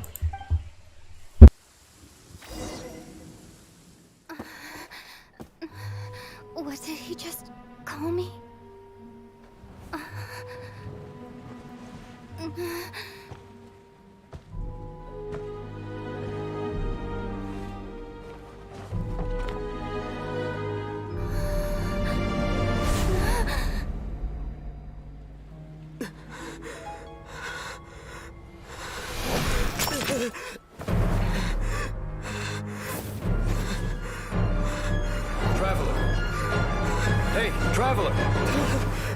Traveler!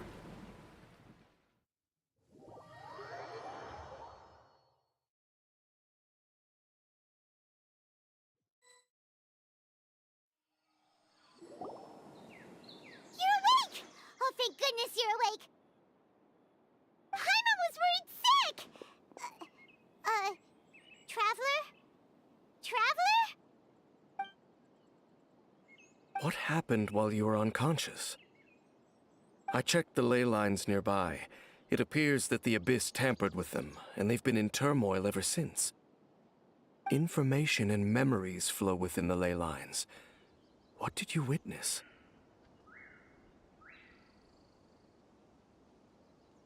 You mean Clotar Alberich? After founding the Abyss Order, his faith in the Abyss led him to do a great many things. But the curse of immortality continued to torment his body and mind. And in the end, neither his faith nor the Abyss he worshipped could save him. After 100 years, he lost his mind completely and was never seen again. Yet his dark legacy lived on. The defiled statue that we encountered previously was just one perverse product of his use of abyssal power during his life.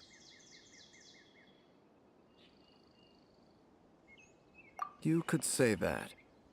He wouldn't be the Abyss Order's prince otherwise. Are you alright? You have a troubled look on your face.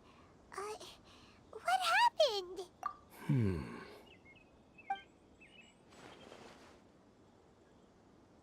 So you saw his memories from centuries ago, through your own eyes. It all but defies belief. Still, as I'd suspected, the notion of the Loom of Fate did indeed rear its head during that time, and it seems closely connected to Clotar Alberich's son, Caribert, and what happened to him. And yet your brother never breathed a word of this incident to me. I wonder, was that the moment that he decided to go down this path?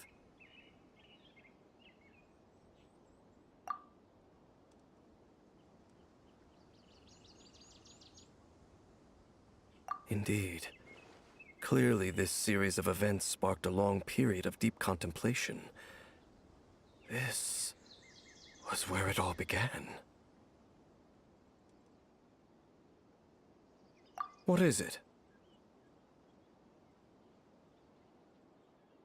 The field? What does that have to do with anything? You mean here? Well, let's start digging and see. Hey, what is inside? Did you rebury them yet? A male and female skeleton, buried together. Interestingly, the male skeleton appears to have been interred much later, and it's holding a silk scarf in its hand. Ah, Jim. But what does this mean? And how did you know that there were bodies buried here? I have belonged to a closer outbreak. What? That's impossible. Unless Clotar Albury finally found a way to rid himself of the curse. This all raises far too many questions. I need time to think, and to search my memories for some missing pieces. We should part ways here. Huh? You're just gonna leave? Why? You could come with us, you know? It's better that we split up for now. I think that he might have seen you. Who's he?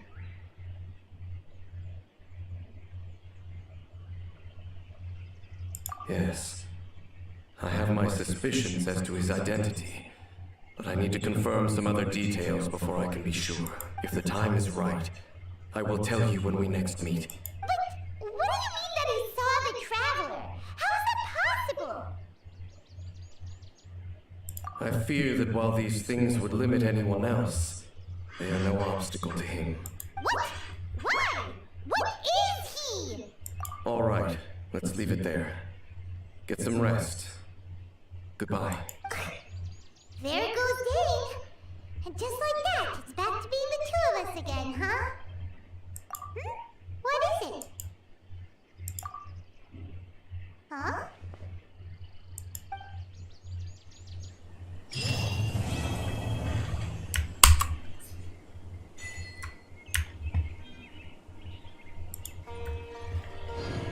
It is already finished like this.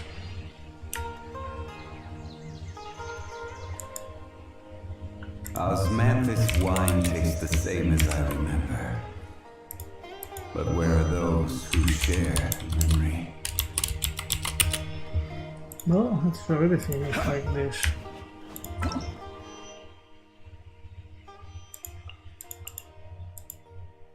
New enemy, okay. We can go here, I think, and get for the new Archon quest, the reward. Very good. Where do you want to go next? There's the story quest to unlock, If you'd like. but first, Caribert completed.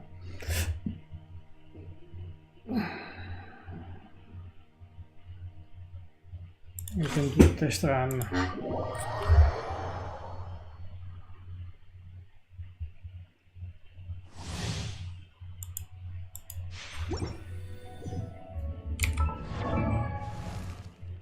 Level 80, a lot of HP.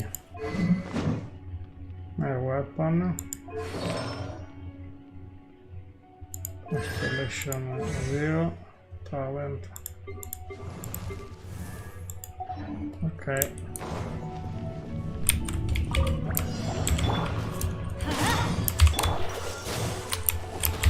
Let the show begin. Buckle up!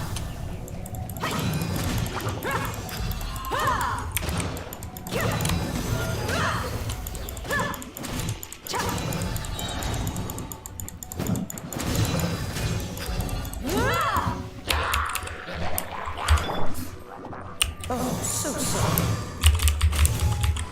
Teamwork is dreamwork! You asked for it!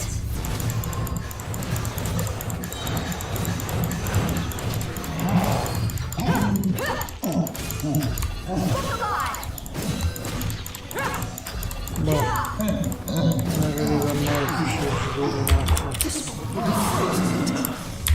Everybody stand back!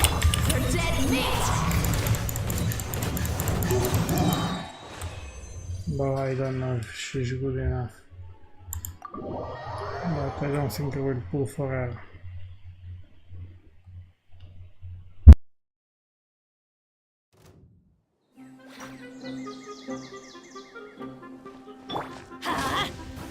Too late for regret. Behold!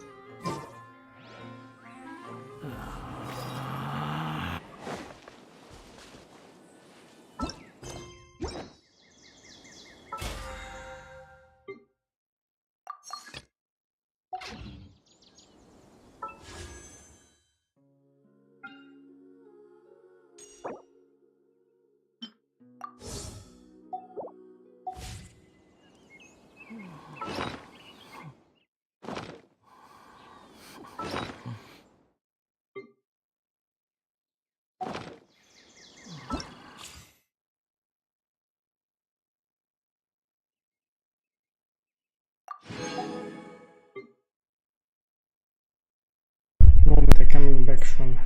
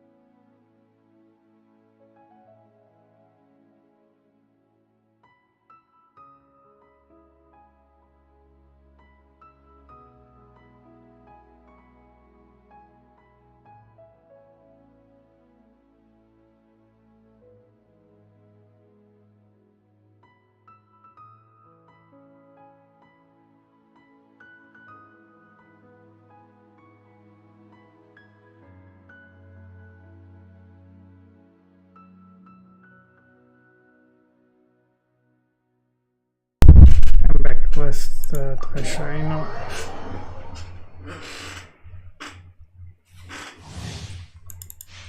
Let's check him. Stats.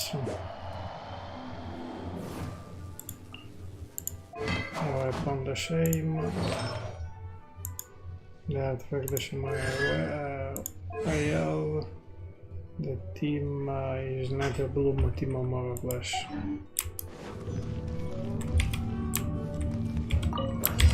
Let's dance.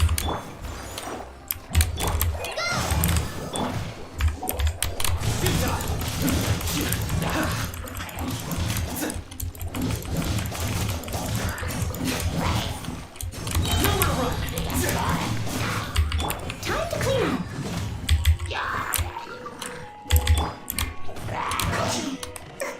Come on, we can do it. Cut this off the side. Your sins weigh upon your soul. Guilty.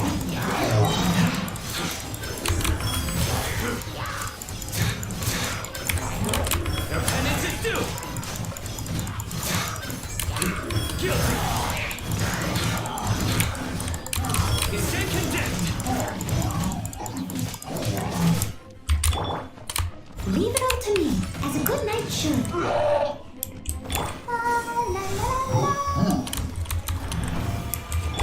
Just like we rehearsed. Through me, justice is served. Guilty. Bah, schon.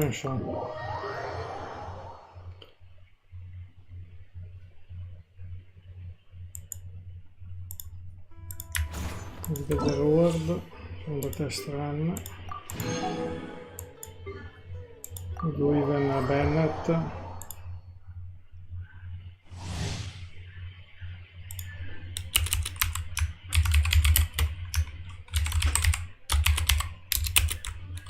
So Cyno.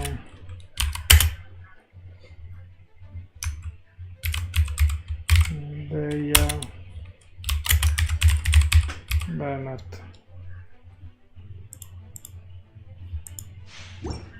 Benny's adventure chick? Bennett, a lot of HP. Oh, ow! What is that? Weapon, Onion Sword, Artifact, Anabos Oblig, Installation Talents. Okay.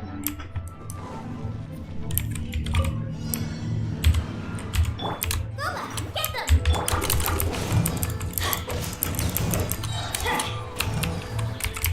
What is going on? Go in!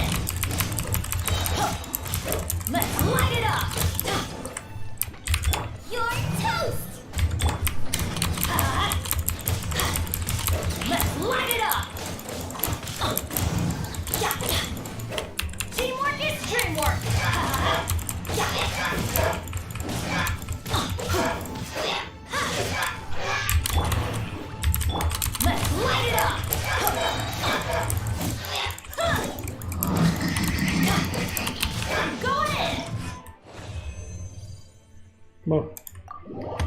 Even Bennett done.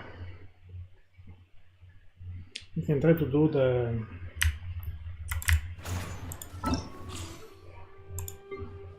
claim. I want to change a team. Yes, put this Hyperbloom team. And a story quest of Dehya.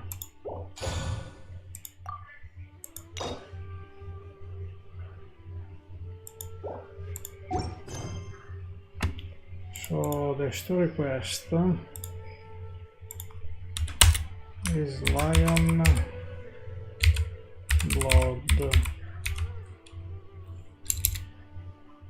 Lionsblood, Manticore chapter act 1, Manticore chapter act 1.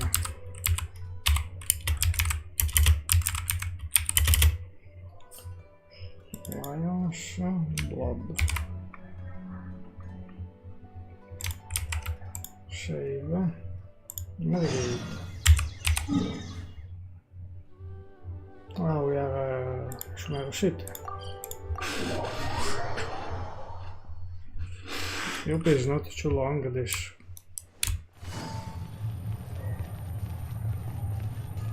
Ah, we have to put a Grand Battalion.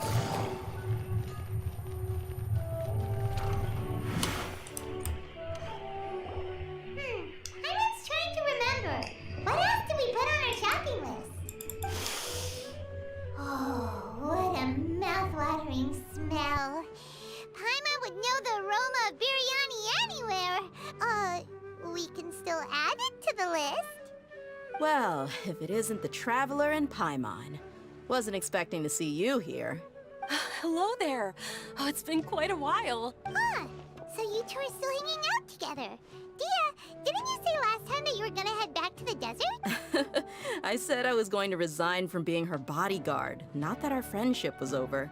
We're still the best of friends. The Halmayanis also still post jobs from time to time. Their pay is I think always a lot. generous, Have a good so night me and and sleep the other well. groups Bye. never Have a pass good them up. night. Sleep well.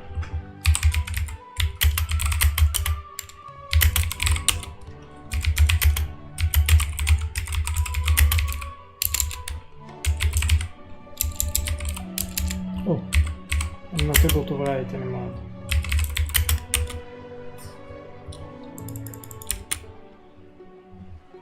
I told Dehya to just I stay in hope our it's not place very when she long, took one this of those quest. jobs a few days ago. My parents were delighted. They even said that it always felt like we were missing someone whenever Dehya wasn't around. That sounds like something they would say, all right. They're always so welcoming. Anyway, the job is already taken care of, so I was gonna head back to the brigade as soon as I finished a little shopping. But the master kept insisting, and I ended up staying for another day. You can stay for as many days as you want, Dehya. Father hasn't even gotten around to treating you to his best dishes yet. You know I'm not the kind of person to stay put in one place like that, my lady. Don't worry, though.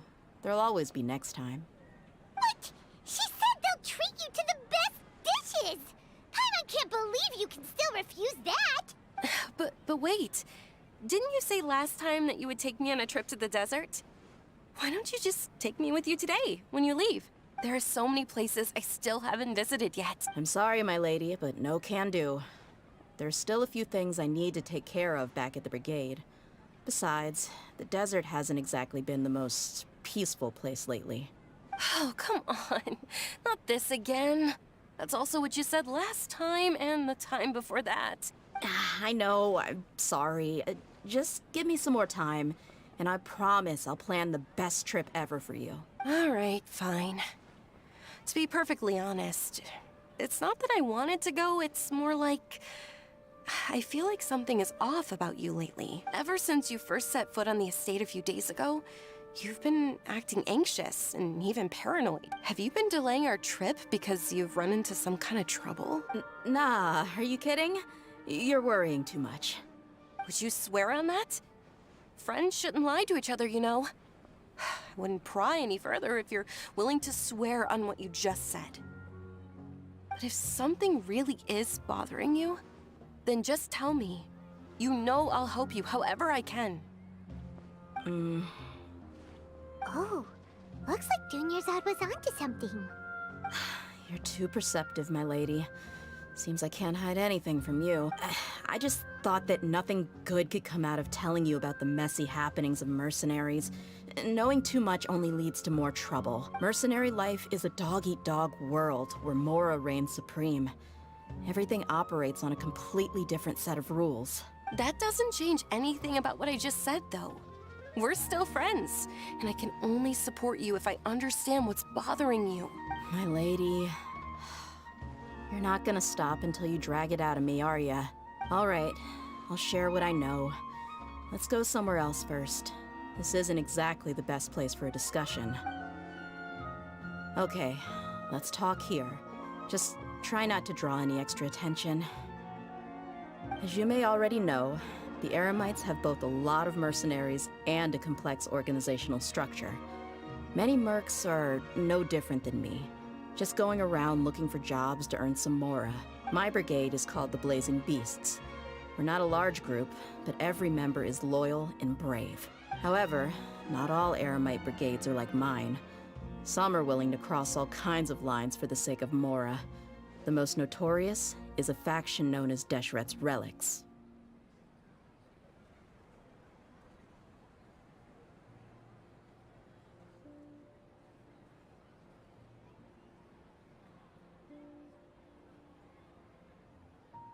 Deshret's Relics?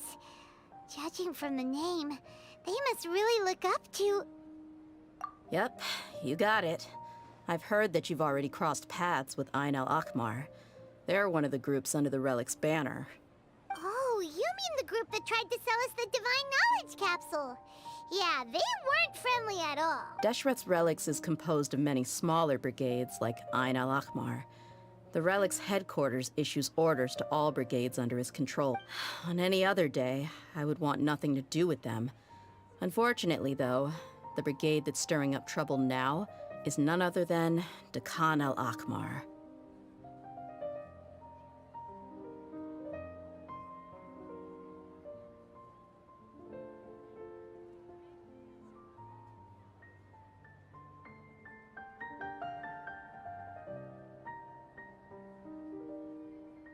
Deccan? I think it means beard or something. Believe me, it's a really stupid name. I found it insufferable for years. Anyway, the real issue is that Deccan Al-Ahmar is led by my father, Kusela.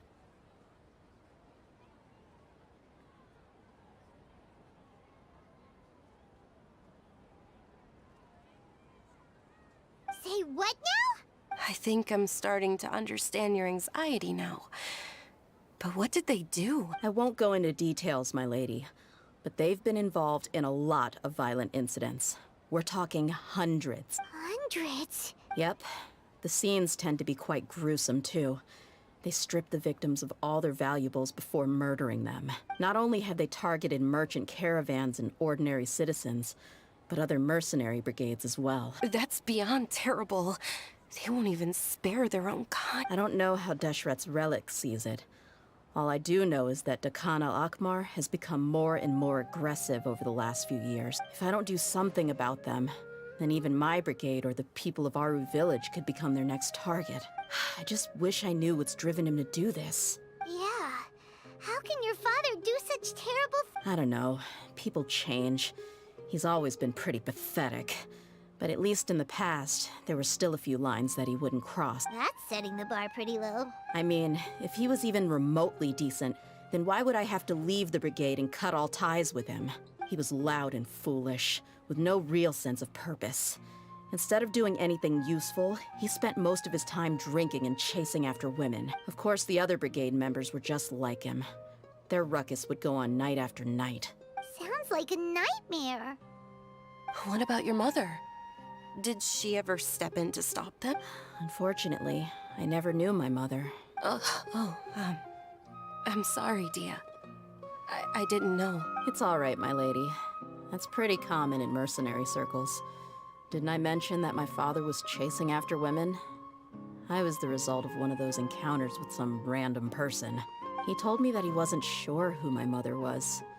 And in any case, she never came to see me. He'd say, "You'll be fine as long as you remember to stick with Dad." But even then, he left most of the parenting to the brigade. The one thing I do remember is that he used to tell me stories. But the problem was that he had terrible taste.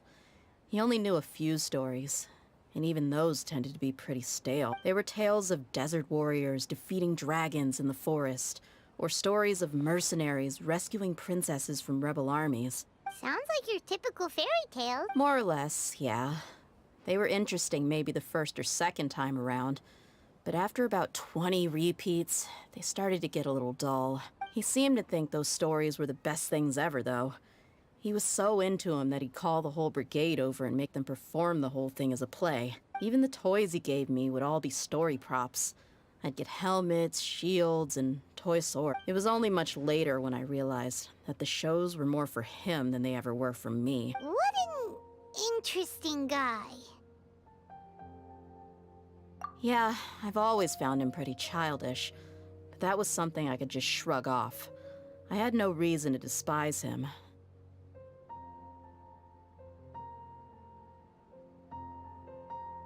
Until I grew up and learned the true face of Deshret's relics for my looting, blackmail, violence, and fraud. They not only accepted such heinous acts, they would even openly boast about them. No one in the brigade was any kind of hero. Instead, my father and his cronies were more like the bad guys that needed to be taken down. Did they really think that as long as they didn't do any of that stuff right in front of me, I would never know? I think I can understand your feelings. The difference between perception and reality must have hit hard. Yeah, but don't worry, my lady. It's all water under the bridge to me now. I had a huge argument with my father and left that place behind for good. I'm not investigating them due to any bitter feelings I still have towards my father. I just want to protect those that are close to me. Yeah, I told the boys to gather as much information as they could. Most of the reports concern violent incidents, but there's also some talk of smuggling. I see. But isn't this investigation incredibly dangerous? It is, but every mercenary lives life on the edge. It's a lifestyle that I... That may be true, but it'll be impossible for those who care about you not to worry. Well, now you get why I didn't want to share any of this with you. What should we do? They both have valid concerns. Huh? But there's no need for you to get caught up in this mess. Well, she's super tough, so if she went into the desert with you, then Paimon bets the problem will be solved in no time. I'm inclined to agree. I'd feel a lot more at ease if you took her along to help. I'll wait for news from you in the city until then. Please, stay safe. I'm honored that you care so much for me, my lady. All right, then let's get moving. Our first stop will be Caravan Rebot, where we can catch up a bit with my fellow mercs.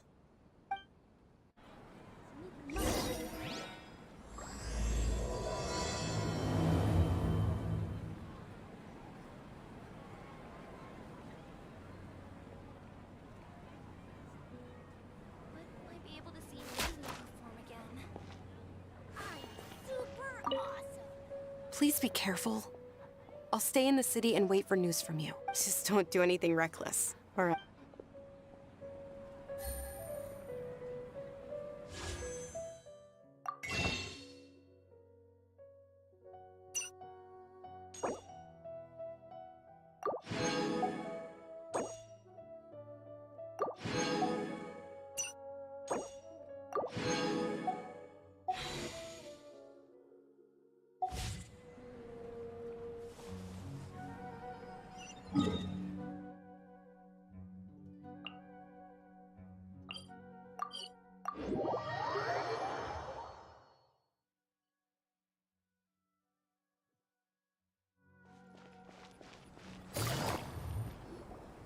Hey, Dehya, you're back.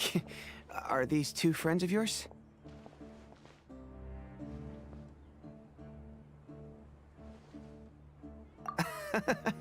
Likewise. There's no need to be so formal with us. We're a pretty casual crew. Anyway, since we've got a newcomer, let me fill you in on what the Khan Al-Ahmar's been up to lately. They've become extremely aggressive. Apparently, even their own now have become acceptable targets. They even attack other relics brigades, just the same as any other mercenary brigade. Even the most ferocious beasts still protect their own. And it sounds like they've thrown that straight to the wind. That's right. Once they've collected enough loot off the other mercenaries, they sell it off to a different brigade, or turn to merchants on the black market. A portion of their profits is immediately exchanged for more food and weaponry to be used in their next violent operation. That's terrible!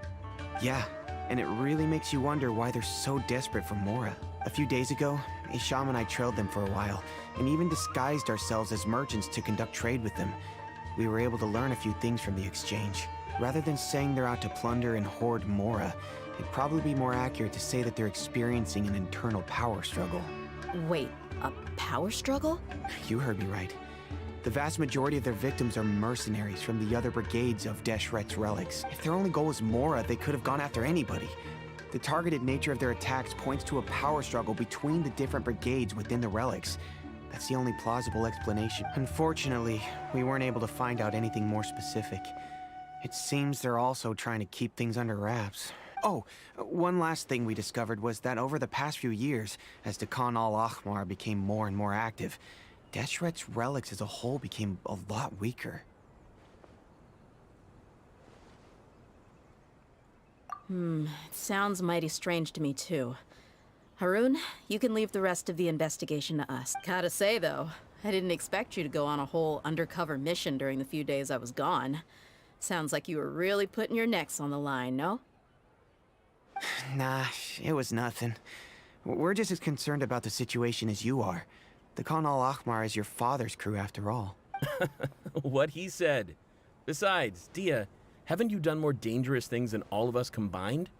What we did is nothing compared to your experience. Yeah. And while they went to talk with Khan Al-Ahmar, I took a look at the last camp they attacked. Any survivors of the attack were already long gone. There was nothing of value left in the camp. Ah, Hisham and Khalaf. You're here too. We rushed over as soon as we saw you come into Caravan Rebat. Although this new friend of yours looks a little green behind the ears, I'm sensing a special vibe from her. Now that we know you'll have a capable partner with you, we can also rest easy. Hey, what about Paimon? Feel anything special? Oh, you're also planning to tag along with them? Of course! Paimon is the traveler's most important guide. Wherever she goes, Paimon will follow. Oh, in that case, then you'd better take care of her too, Dehya. Don't underestimate Paimon! Don't worry about her. She may look tiny and helpless, but she's been through just as many battles as the traveler here. Even if she had only survived on sheer luck, then that alone would still make her quite formidable. I had no idea. I guess I shouldn't judge by appearances. Oh, one other thing, Dehya. When you're free, why don't you update the deputy about your upcoming schedule? We held another recruitment event a few days ago, but everyone only came to see the Flame Main. You weren't around at the time, so people were pretty disappointed to only find our crew of rough, unkempt guys. The deputy put a lot of effort into the event, but it was basically for nothing. Only a few people chose to stay, and that really got to him. Sorry to hear that. I'll be sure to bring him some great liquor next time. I left in a hurry, and I couldn't make it back in time for the event. Gotta admit, I can understand their disappointment, though. You're our brigade's main selling point, after all. Now, if only the deputy could figure out a way to bring a few more smoking hot members into our ranks. Keep dreaming. Remember the last time I invited a couple gals into the brigade? You all just froze up with your mouths gaping like a bunch. The awkward silence and weird expressions left quite the impression on them. They were originally interested in joining us, but after that, they both told me they were too uncomfortable to stick around. Hey, didn't we agree to never bring that up again? Huh? Wait, are you serious? Why have I never heard about this? I don't think you were part of the brigade yet. Are you kidding me? I missed a once-in-a-lifetime moment like that and you weren't even gonna tell me? All right. We can tell you about it later. Now's not the time. Hey, don't you try to change the subject. You and Hisham get your butts over here and tell me everything right now. Are they always like this? More or less. There aren't many rules or graces when it comes to mercenaries. We're used to just speaking our minds. If someone starts getting under your skin, you just yell right back at them. And if that doesn't put an end to it, then you just challenge them to a fight. But we also don't tend to take many things too seriously. Being direct and getting it all out of your system as soon as things come up is better than keeping everything bottled up, never talking about it. That's also why I never spare their feelings when I talk to them. If I want to laugh, I'll laugh. If I'm angry, then I'll unload on them. It's hard to stop once you get used to it. Though, I can never do that when I'm with the Homayanis. Hey, knuckleheads! Can you at least tell me the rest of the intel before you go back to your bickering? Yeah, you hear her, Holloff? Told you we gotta focus on the investigation first. I drew up a map. Right here is the spot. There you'll find the merchant caravan responsible for getting rid of Khan Al-Ahmar's looted goods. All you gotta do is wait and ambush them in the evening. They'll have no idea what hit them. Perfect. Thanks for that. Be sure to pass my regards to everyone else in the brigade as well. Will do. You stay safe,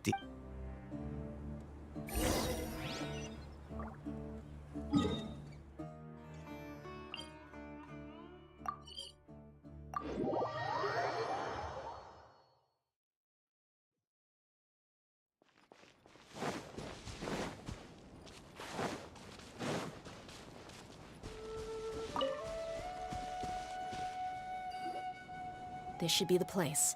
Let's find a spot to hide and bide our time.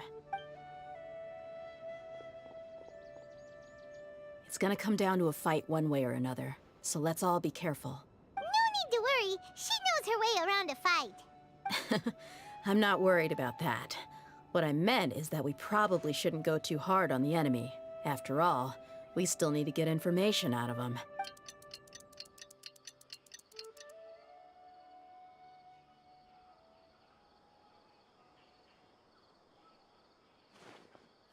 Here they come. You ready? Let's not give them a chance to react and end this quickly.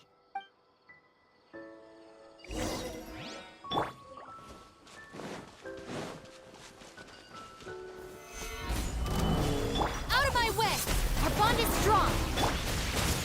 I'll be back. Take my... You want this one?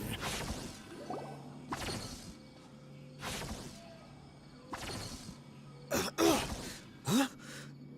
You're... the Flame Mane.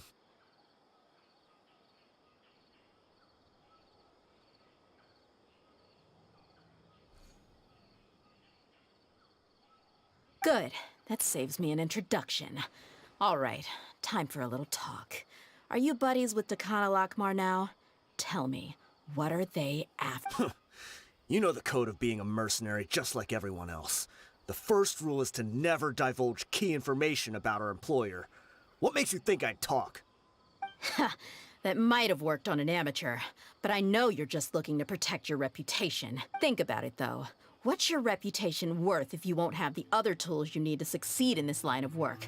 Tools like, I don't know, your limbs or eyes? You've got 5 seconds. You might want to think twice about how much your employer's information is worth to you. Whoa! I'm not joking around. We can do this the easy way or the painful way. 2 seconds! I'll save you the trouble.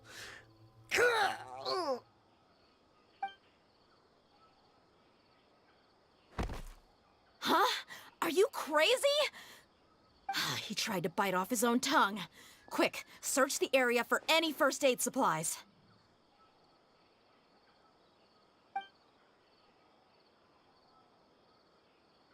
I definitely didn't expect him to go that far. Thankfully, the wound wasn't too deep, and he just passed out from the pain. What? Why would he be so extreme? I just wanted to test his mettle. You can get a lot of mercenaries to talk just by threatening them. I didn't expect him to be willing to go through so much pain just to deny us some intel. Well, he's out cold for now. We could wait for him to wake up, but maybe it's not a good idea to interrogate him any further. What should we do? Yeah, don't worry about it. It'll be a waste of time to interrogate him again after that. He might just hurt himself again if we start asking. There are lots of goods around here. Let's search the area. Maybe we'll be able to find some. I'm really sorry.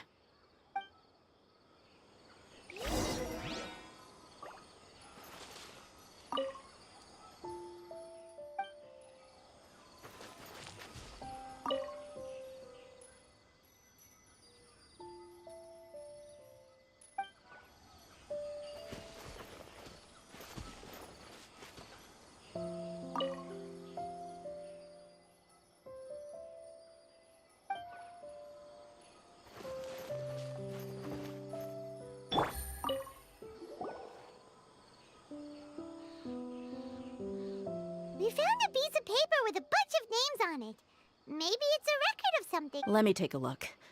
If this really is a merchant caravan, they should have a record of their transaction. Yep. I see an entry for Dehya Al-Ahmar right here. Kusela, Idrisi, Bashar, and Takriti. All familiar names. Dehya Al-Ahmar has been trading for a hefty supply of food, weapons, and medicine. It seems that in the past, they used to receive some canned knowledge as well. This caravan is just one link in their logistics chain. Once in the rainforest, the caravan will exchange the looted goods for Mora, and the funds will then be passed to a specific person. That person will then pack the caravan full of necessary goods, which will then be brought right back to Dehya Al-Ahmar. Wait, why is there no Mora value recorded for the final transaction? No value? Yeah, every transaction before the last one was marked with an exact amount of Mora, but the final one, where they paid for everything to be brought back to the desert, was simply marked as delivered. Perhaps. But they couldn't have known how much they would make off selling the loot. Do they not care about profit margins at all?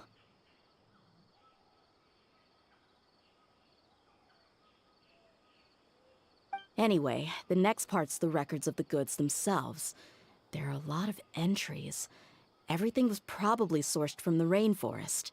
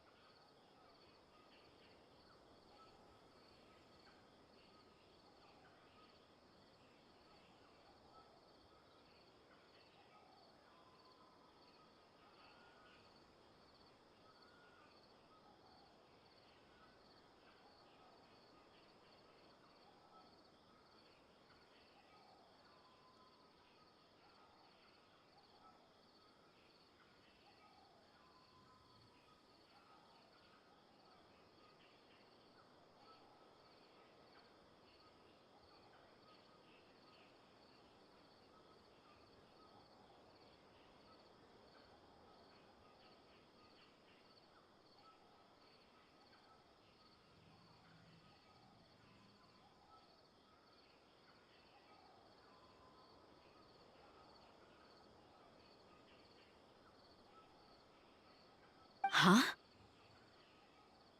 What's wrong? Shahzaman Homayani? Homayani? You mean Dunyarzad's family? Could it just be another family with the same last name? I'd be surprised to find someone with the exact same first and last name. Shahzaman Homayani is Dunyarzad's father, and the head of the Homayani family. Just what the heck is going on here? I'm sorry, you're right. I'll consider what we found and not jump to conclusions just yet. But what this piece of paper confirms is that the Homayani family has been providing goods to Dehya Al-Ahmar. What if the Homayanis have been kept in the dark and don't know they've been trading with Dehya? That's a possibility, but if that was the case, why is this caravan specifically named Shahzaman as their person of contact? They could have just as easily bought goods such as food and medicine directly from Caravan Ribat or Port Ormos.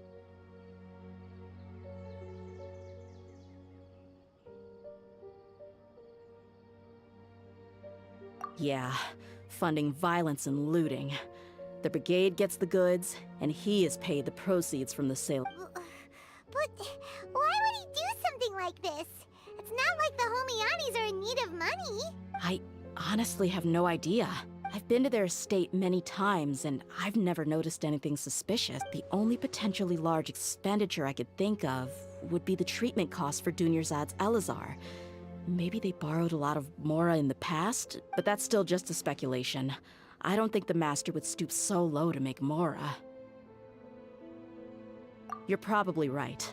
I know my lady's personality, and she wouldn't deliberately keep something like this from us.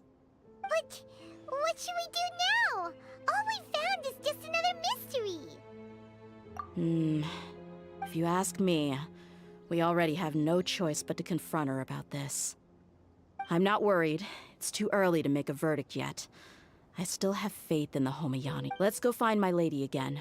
We'll tell her everything and see if she's willing to lend us her support. If we're lucky, we can not only figure out the mystery of this paper, but also follow the trail of breadcrumbs to the people responsible at Dekhan Al-Ahmar. Dehya, are you sure this is the best decision? What if instead of getting the help we need, we just end up revealing everything we've discovered to the enemy? I've considered that possibility, but even still, I want to tell her what we found. I think I owe her that much. True friendship is built on trust. She showed genuine concern for me when we first brought up the topic. I can't repay her kindness with doubt and suspicion. That's not how I deal with people. You're right. Paimon wants to trust Dunyarzad too. Yeah. Let's pay another visit to Sumeru City.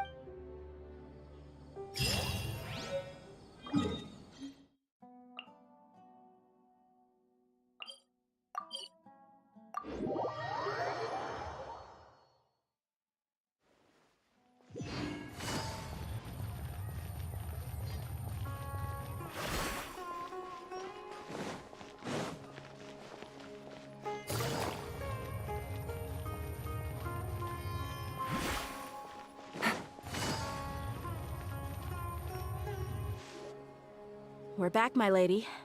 Oh, you're back a lot sooner than I expected. You mustn't have run into any trouble then. Well, how did it go? What did you come up with? Actually, we're still investigating. It's just that we've discovered something strange. I see. The clues you found have led you back here, in the city? Something like that. You all look a little dispirited. Whatever you found must not have been very encouraging after all. Why don't you discuss it with me? Maybe I'll be able to say something to cheer you up? It's okay, my lady. It's not so much about me being upset with my father or anything like that. How should I put this? So something is wrong.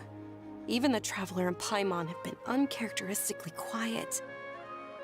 On any other day, Paimon would have already waved to me with a smile and shouted, "Dunyarzad, we're back!" So tell me, what happened? Well? My lady, please prepare yourself for what we're going to tell you next.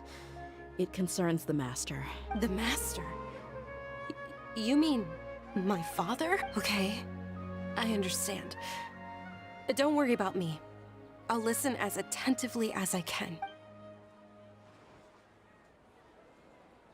My father has been supplying goods to Dekhan Al-Ahmar? Yeah, it makes as little sense to us as it does to you. I've never doubted the Master's integrity, so I'm having a real hard time rationalizing how he could ever support an infamous brigade like them. Maybe he's not actually aware of the full story and just stumbled into the deal by accident. I can't help but agree with the Traveler. Huh? You mean you feel the same way, Dunyarzad? Thank you for sharing all this information with me.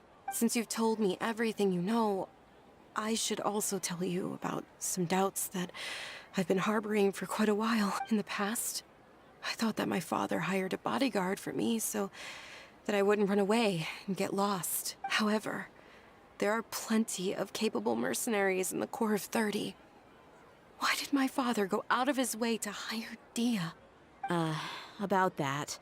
Well, the Homianis really needed bodyguards, so they reached out to the Blazing Beasts. Later, the Master told me that I was one of the best mercenaries he'd ever seen, and that I should stick around to become one of his bodyguards. He offered me a pile of Mora, so I just signed on. Well, but that didn't really answer my question. Just think about it. Why did my father specifically reach out to the Blazing Beasts? Maybe the Corps of 30 just didn't have anyone available, or maybe someone recommended us. I've never given it too much thought. I think I get what you're saying. You'd think none of this was a coincidence. Precisely. At first glance, nothing seems strange or out of place. But there are many parts of the story that don't actually make any sense. If my father had always been in contact with the Khan Al-Ahmar, then it would make sense for him to bring Dehya into our house. You mean the goal all along was to get Dehya to be your bodyguard? No, that's too much of a stretch. I cut all ties with my father a long time ago. He has no control over my life anymore. But that still doesn't rule out the possibility that your father has still been trying to influence your life without you knowing. So, the Master was not likely an innocent victim in all of this? Sorry we put all this on you so suddenly, Dunyarzad. It's okay, Paimon. I should actually be thanking you. Regardless of his reasons, if my father has truly been funding a violent group of mercenaries, then it's my duty to bring him back to reason. But is that really the right thing to do? My father has committed many atrocities and deserves all the punishment that he has coming to him. I have zero sympathy for him. You may call me an ungrateful child, but my feelings will remain the same. However, the Homayani family has treated me with nothing but generosity and kindness. If we decide to investigate this further, we could end up implicating the entire Homayani family. I would be biting the hand that's fed me over all these years. Dehya. It's all right, Dehya. If anyone were to ask, you could always just say that I'm the one who instructed you to get to the bottom of this. You don't have to do that, my lady. I'm not conflicted because I'm afraid of taking responsibility. Besides, you're the one we should all be worried about right now. Hey! It's still too early to give up hope! What was that thing about friendship again?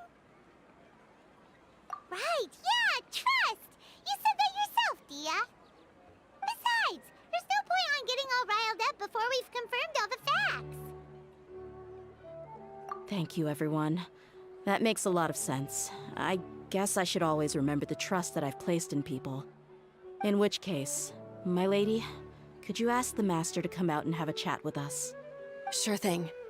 I also hope he'll be able to give us a logical explanation. Let's meet at the usual place then. Usual place? Ah, right!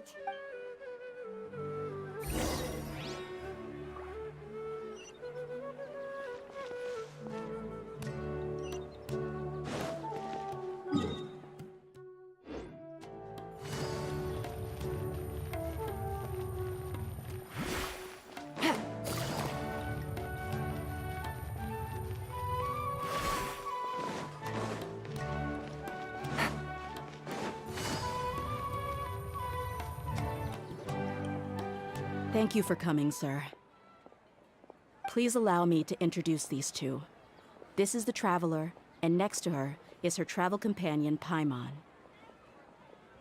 Ah, yes. My daughter has mentioned them from time to time.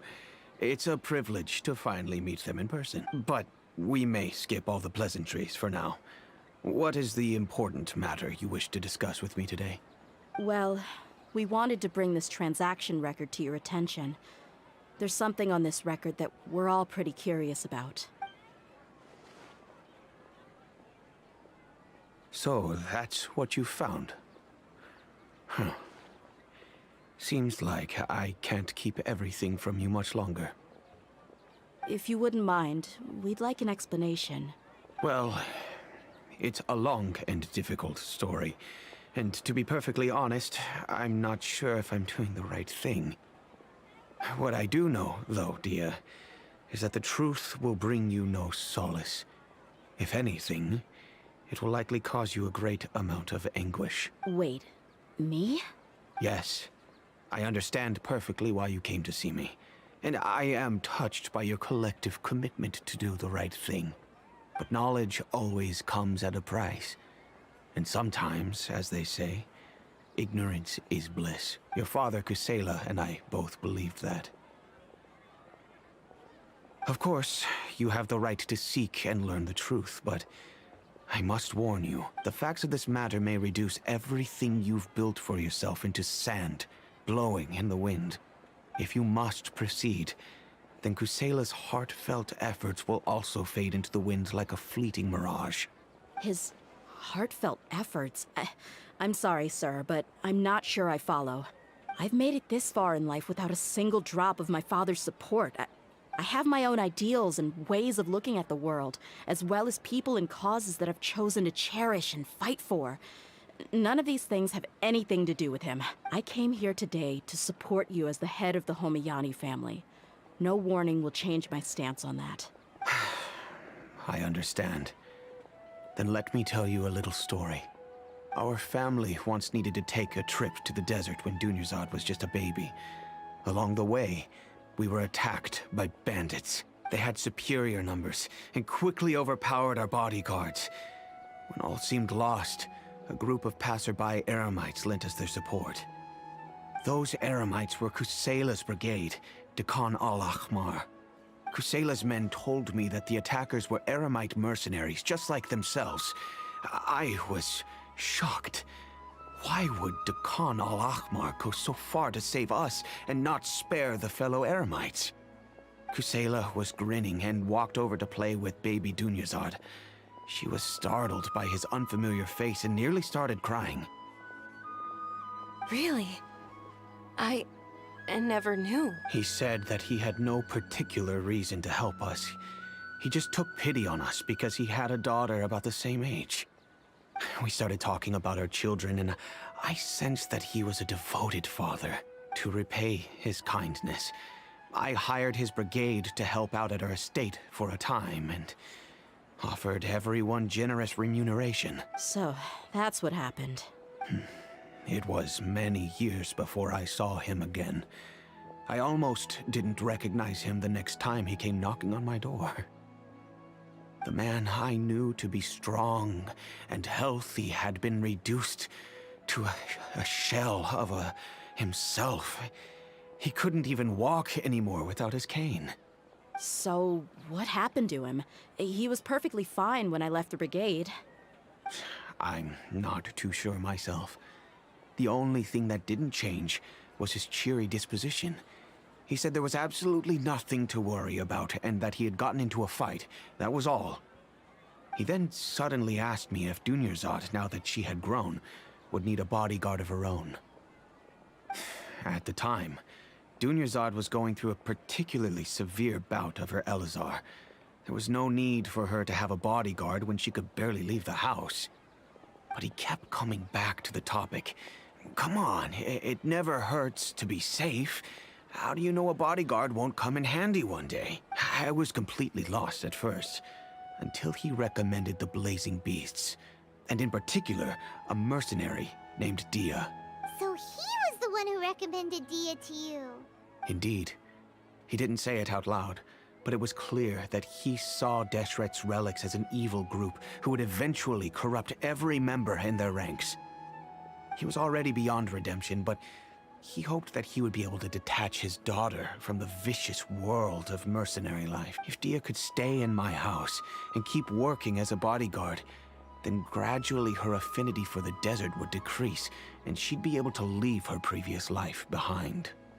And that's why you offered her such generous compensation? Yes, but not just because of that. From the moment that he asked me for that favor, I also began to see Dehya as my own daughter. And that's also why I tried to persuade you to stay when you asked for permission to leave. I was willing to spend however much it took. Kusela saved my daughter and I all those years ago in the desert.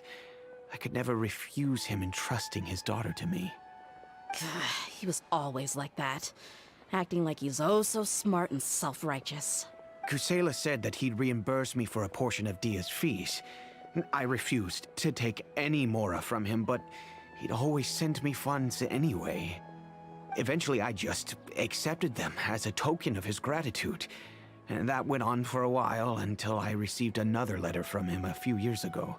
The letter contained a request to help him buy food, weapons, medicine, and even explosive materials. Wait! Isn't that around the time that the Al-Ahmar started becoming more aggressive? That's right. When I started to hear some nasty rumors, I became wary. I wanted to meet him face to face to discuss things, but by then, he was no longer receptive to my requests to talk. If I had to guess, it's probably because he doesn't want to put Dehya at risk.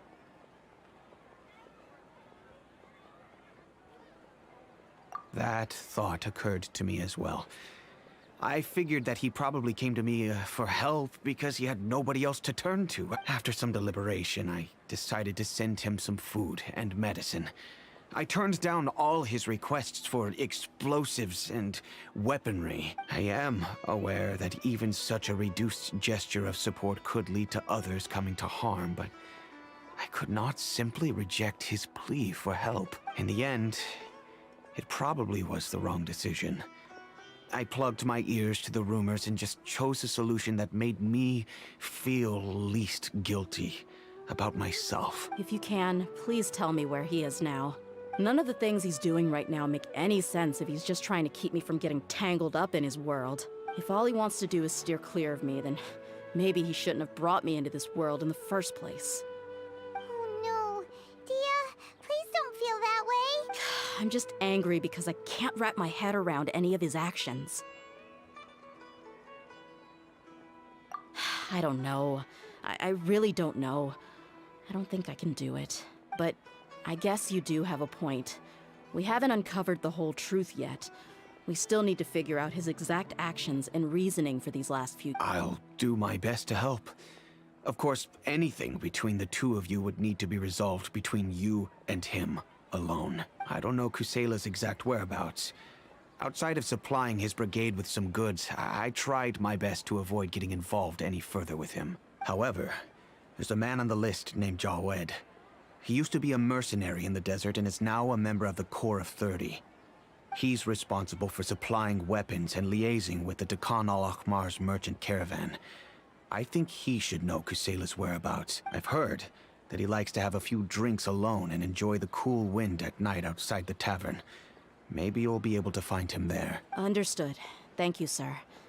Then I guess this is bye for now, unless... I'll stay and be with my father here.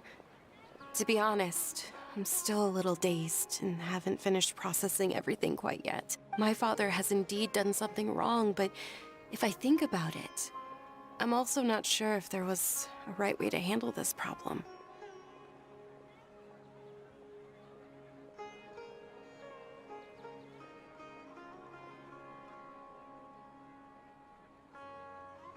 I feel like our only course of action is to turn everything we know over to the Corps of 30 and let them render judgment.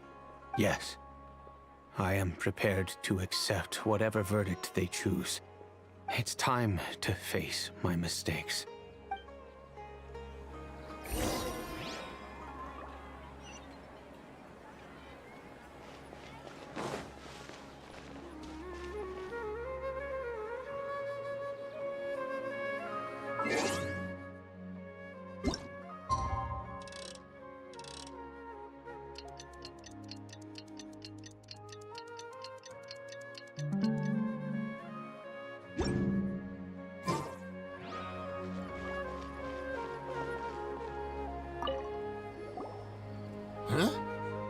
Who are you guys?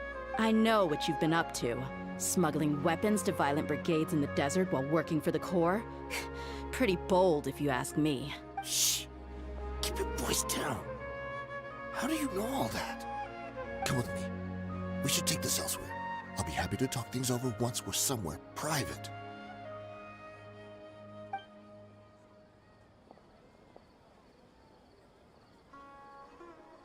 This place should do.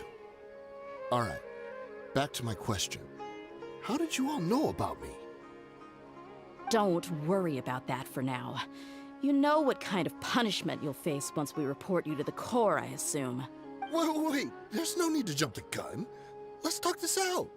What are your terms? So what's in it for you anyway, Mora?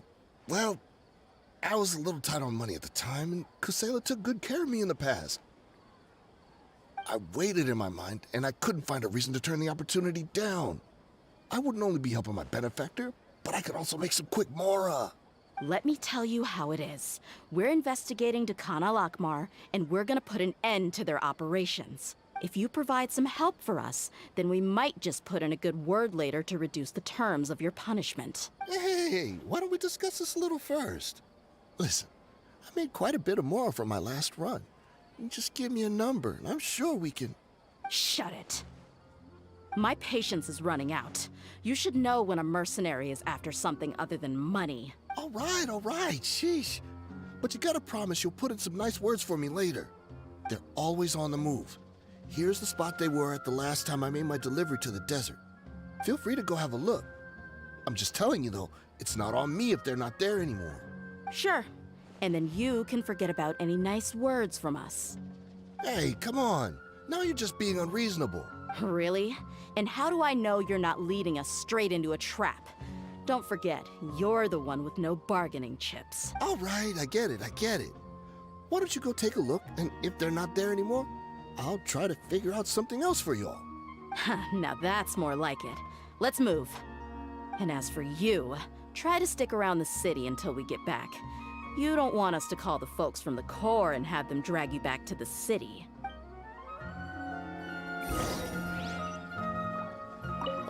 Don't worry. I'm not going anywhere.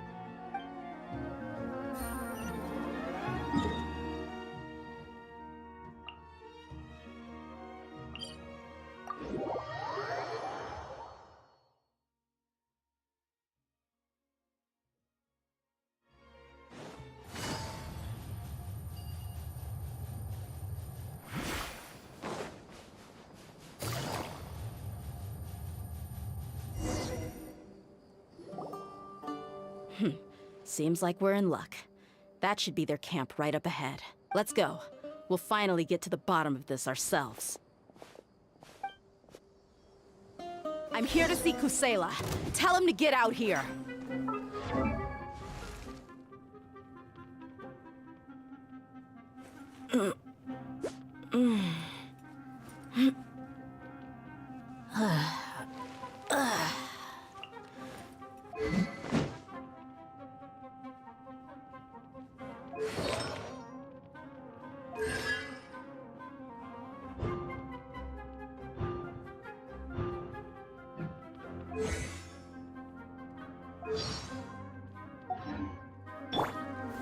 Stabilize! Dehya, why are you here? Gotcha. Let's get it on! Hi!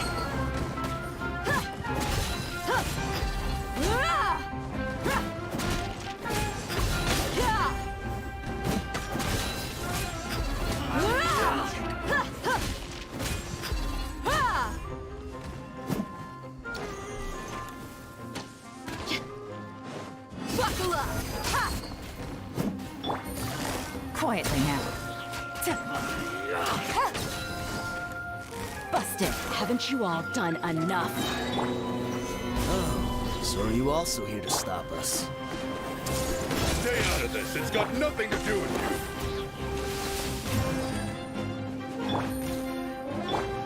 Grow! Let's get it on!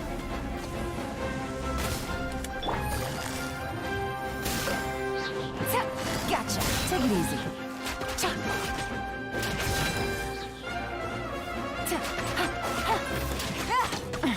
Gutsy.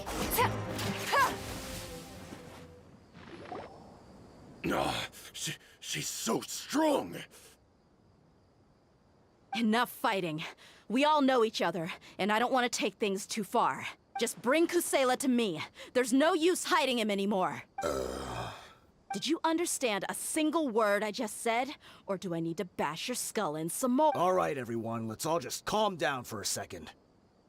Dehya, the boss can't come out and see you anymore. He died a long time ago. What?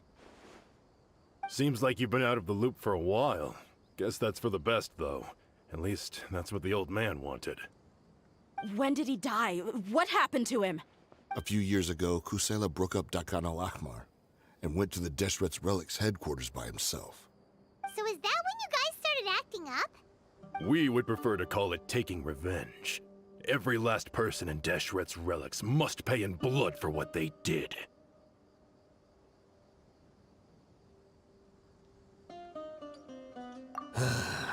Let me start from the beginning. Dehya, do you know how the head of the Relics maintained order internally? Overwhelming strength and unquestionable authority? Those were a part of it, yes. But just those on their own weren't enough. They had another tool at their disposal. They called it a person's record. Regardless of whether they joined by their own will or were coerced, every person in Deshret's Relics were forced to leave a record of themselves at headquarters. Whether it be their deepest sin, some unforgivable act, or their most immoral exploit, the record served both as a symbol of loyalty and the perfect material for blackmail. That's precisely it. Every one of us have a record. Me, Bashar, Tikriti, and all the boys who grew up with Dehya and ended up joining our ranks. But you, Dehya, you were never asked to provide a record, were you? I never even knew this was a requirement. You were probably the only person in all of Deshret's Relics who didn't know about it. Ever since you were born, Boss had been trying to shield you from this organization's sinister rules. Not only that, but he also banned all of us from committing any nefarious acts. He said he'd take care of the dues we had to pay regularly to headquarters. But in the end, he was just an ordinary person. What could he do? He was forced to go to headquarters again and again to account for missed dues and incomplete records. He'd come up with all kinds of excuses and get beaten up as a result. We all knew he was doing that for you. He wanted to get you out of this world, no matter what it took. And that's why he became a shell of himself and couldn't walk without a cane. Wait, but that doesn't make any sense. I didn't know about any of this, and I'd never seen him get injured or beaten. Because you were too young at the time. How would you ever tell between wounds from a beating and wounds from battle? When you left home after that final argument with him, he seemed to age by a decade overnight. Even his hair went gray. So, even the blazing beasts were... Yep. It was all his doing. Had he not arranged them to come to you, you probably would have been reduced to a pulp before you ever left the desert. A few years ago, Boss said he needed to make another trip to headquarters. He was already pretty weak then, and we all assumed he was going to get beaten again. I suggested that he hand the role of leadership over to me, but he said there was no longer any need, since the Khan Al-Ahmar would soon be no more. His words made no sense to me, but that night, we heard that a massive fire tore through headquarters and razed everyone's records to ash. Everyone gained their freedom that night. Many members fled, not just from our ranks, but from the other brigades as well. But how could we leave with a clear conscience? All of us who knew exactly what had happened. The boss can't have just died for nothing. Those heartless jerks at headquarters took him from us. From that point on, the sole purpose of the Khan Al-Ahmar became revenge. The big fire that Boss started was quite a blow to headquarters' strength. It's given us the opportunity to launch our attack. Even though we're outnumbered, we vowed to see our revenge through to the very end. There were people from headquarters who changed their names and went into hiding. Some fled to other brigades, and others escaped to the rainforest, but we won't let any of them escape our wrath. They'll all pay for what they've done. We've suffered plenty of losses as well. To keep going, we need an enormous amount of supplies, from food and medicine to weaponry and explosives. All we can do is exchange our loot from Mora, and then use that to get supply. We forged Boss's handwriting and sent out many letters to his former friends. Thankfully, many people were willing to come to our aid. We were also able to attract many mercenaries who shared our goal. We've endured unspeakable pain to win many impossible battles.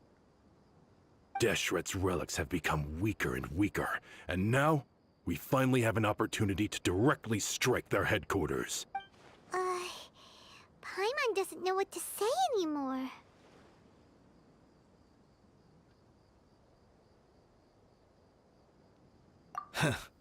We do know right from wrong, but we were sinners from the very beginning. We do not deserve the freedom that the boss won for us with his life.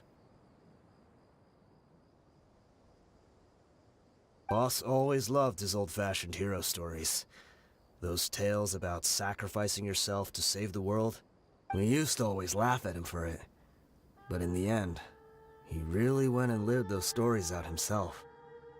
As for me, I never considered myself a hero. We're all the lowest of the low.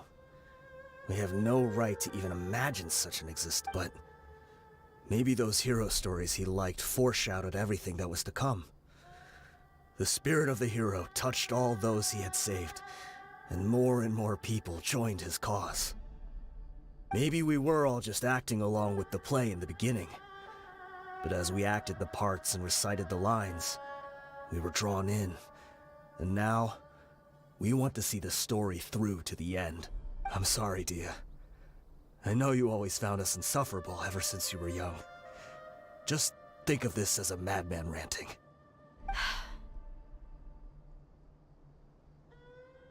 I'll go with you. Huh? Dehya? You wanna go with them? I grew up with these guys, and I know they're not bad people. It's just that some situations get so bad that it's difficult to tell good from evil. All I know is that Deshret's relics must be destroyed. Furthermore, I want to go see the place for myself. I want to know if my father is still there. I know you don't want to get involved in this, so there's no need for you to tag along. I can do this on my own. Yeah, Paimon feels like we'd only regret it if we don't see this through to the end. Thank you. We'll be a lot stronger together with you. I bet Boss would lose his mind if he ever knew you'd join us at the very last moment like this. Considering all the losses and injuries we sustained, we can't afford to turn down someone as powerful as you. He can think whatever he wants. But the fact is, I owe him this much.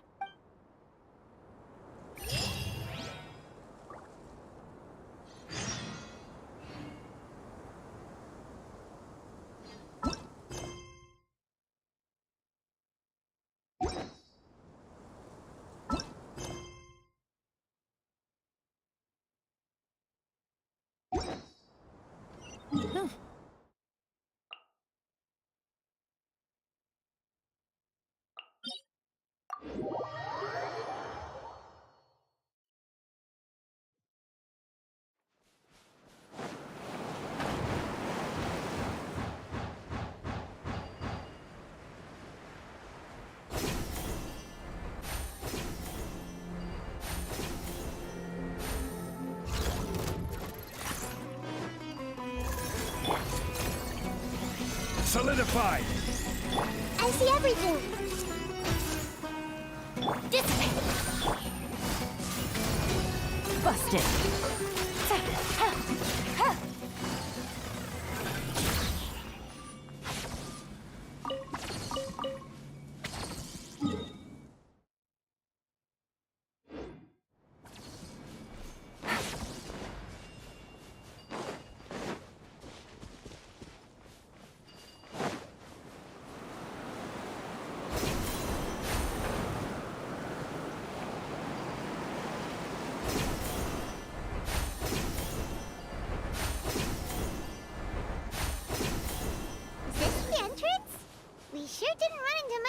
On the way here.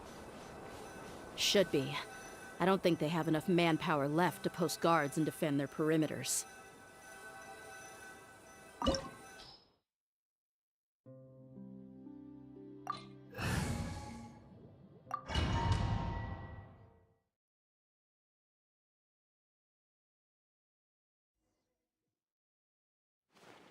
Wow. Paimon didn't expect it to look like this on the inside.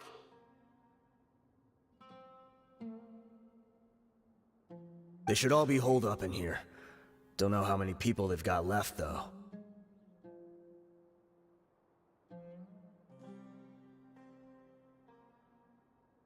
Who cares? We'll round up all of them.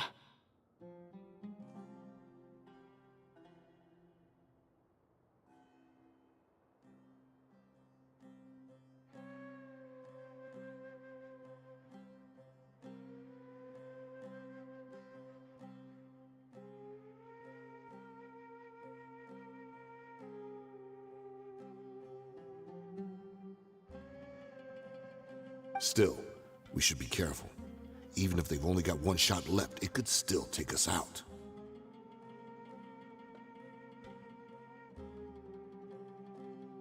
Yeah, we'll know what they're really capable of once we've landed some hits on them. Deshret's relics may have been a force to be reckoned with before, but their name means nothing now. Yeah, they don't stand a chance with you here. I'll take the lead. I've been here once before.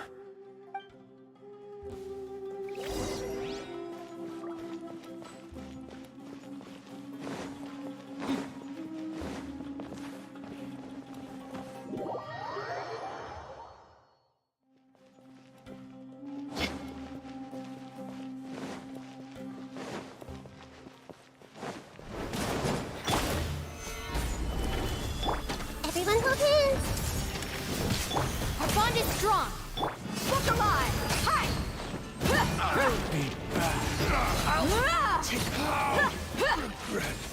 Punching. Quietly now. Take.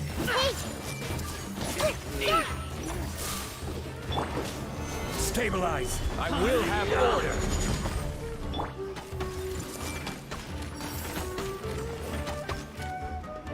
Let's get it on!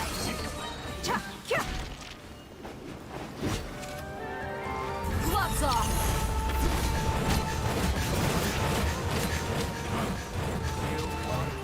Keep up.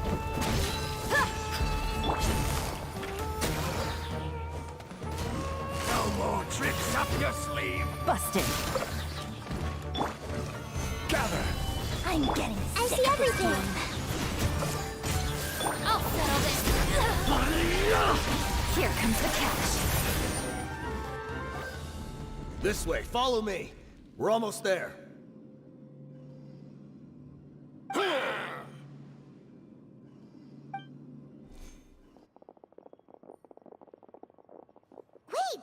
They went charging ahead without checking for any traps! Hey, you guys okay? It seems like we just got trapped in here. Don't think we triggered anything else. Watch out, the enemy's coming from ahead.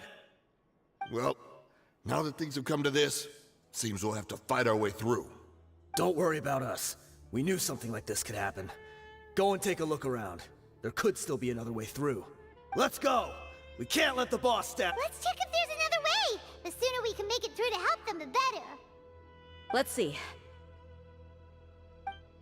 I think I see a way through over there, but it's being blocked by something. Let's try our luck with that. Okay, let's go!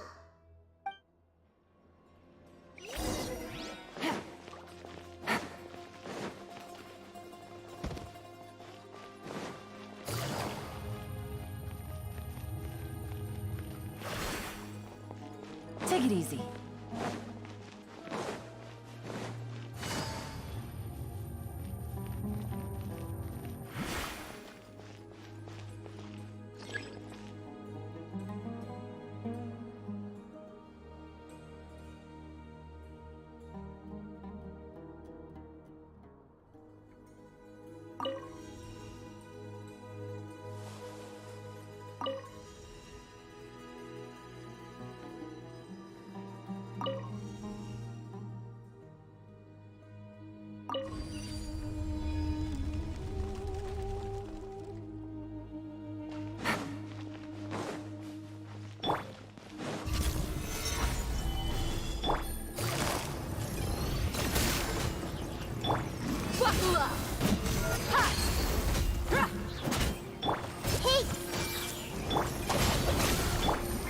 Gotcha.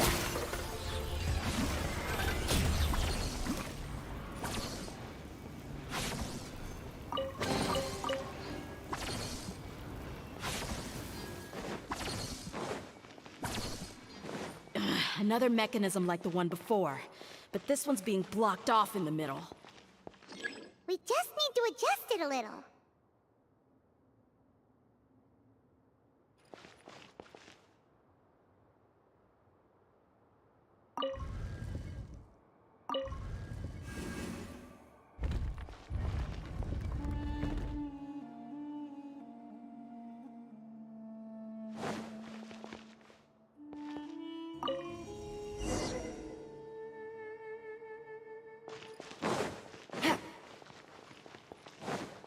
Take it easy.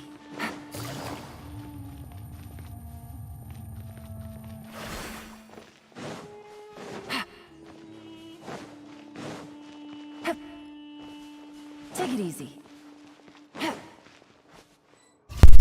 Hello, how are you? Solidify! I see everything. Dissipate. Busted. The Temple of Wisdom. You're dead meat!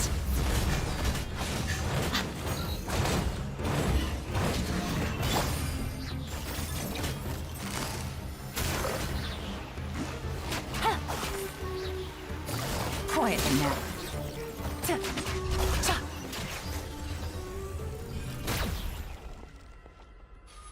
Take it easy.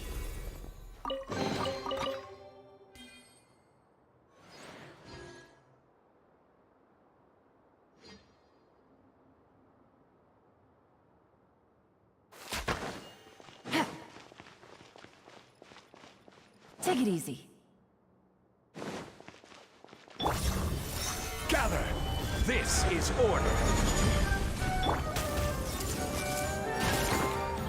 Out of my way!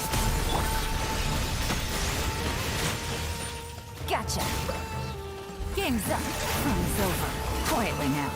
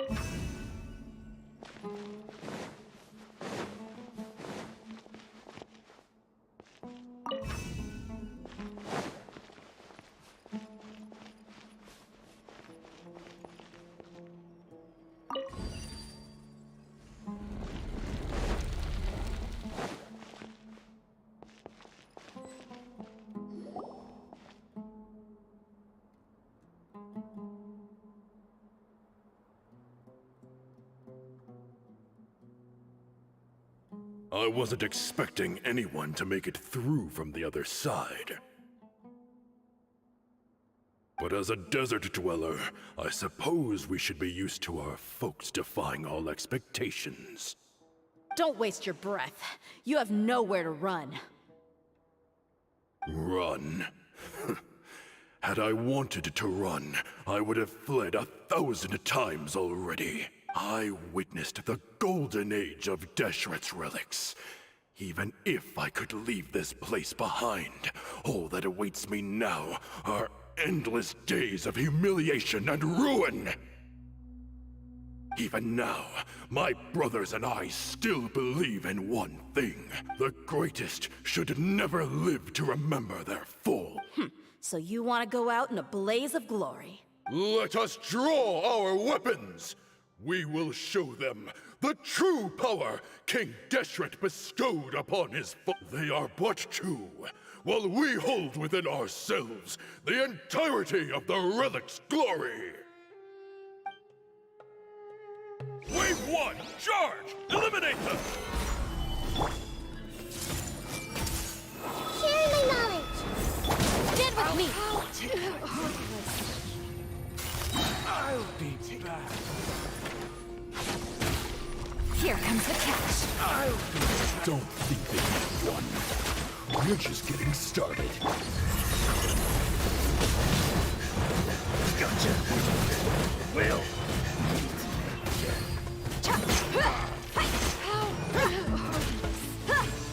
I will have order. King Deshret will not abandon any one of his followers.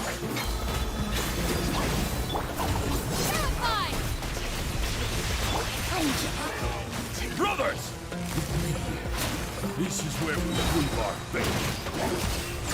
You all just want to die?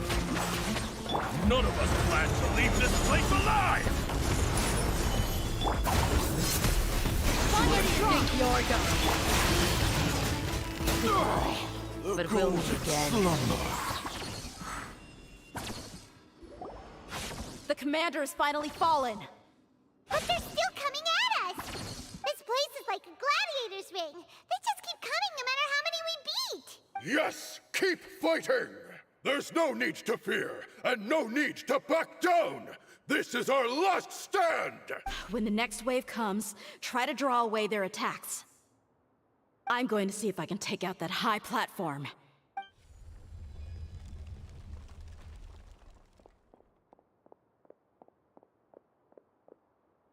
Get out of my way! Come and face me, Michel! Ugh, so they've broken through the front as well. Apologies, Lord Michal. They fight like absolute madmen! No matter how much we throw at them, they just keep coming for more!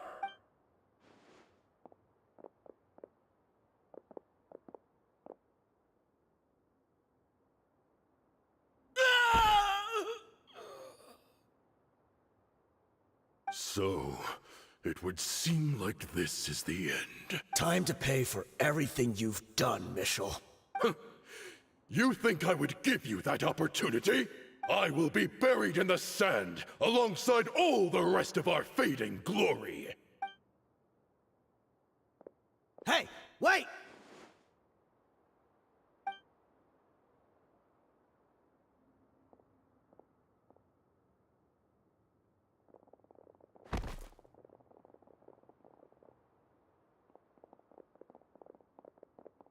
We were too late. It's over. There's no more need to fight. But if you're still going to cling on to your so-called mercenary's pride, then I'll give you all a good beating as well.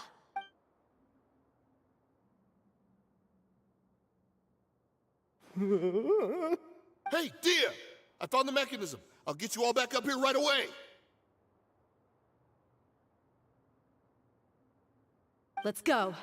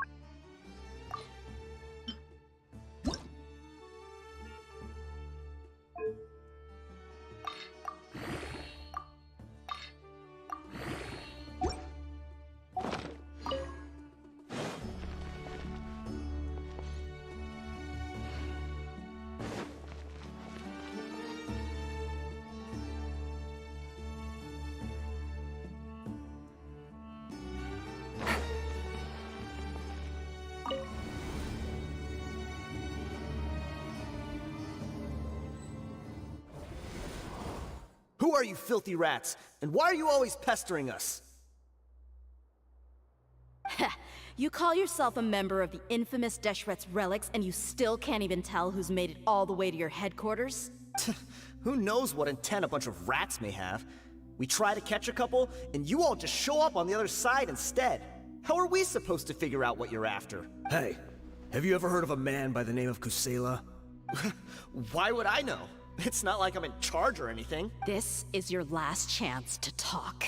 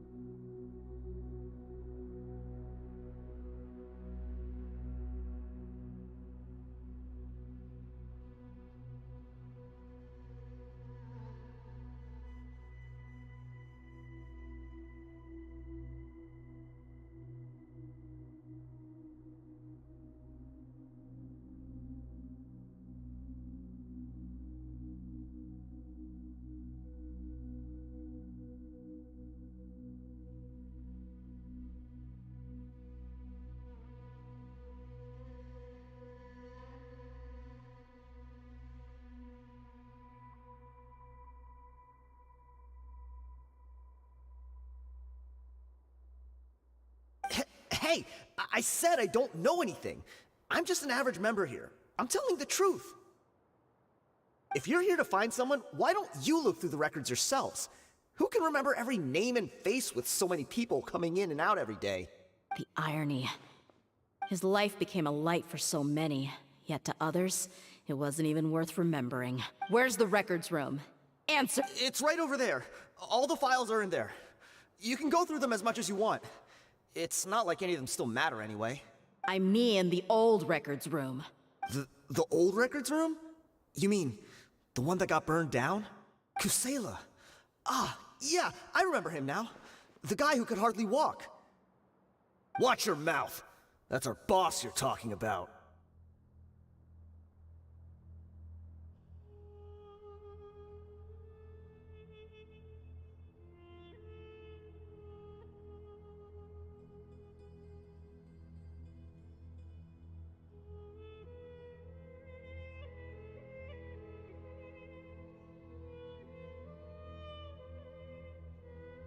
He was definitely faking it. We all let our guard down as soon as we saw him come hobbling in. But in the short time it supposedly took him to take a dump, he'd already gotten away and started a fire in the records room. He couldn't have possibly outrun us if he wasn't a fraud. And after that, Deshret's relics fell into complete disarray.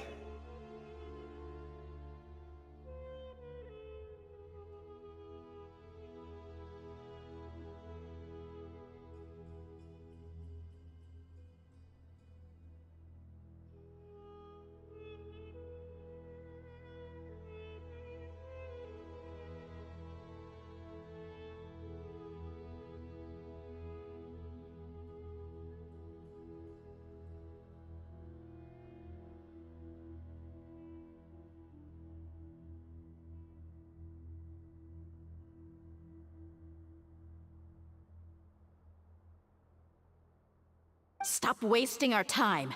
Every one of us here is perfectly aware of what he had done. Tell me, where is the old records room?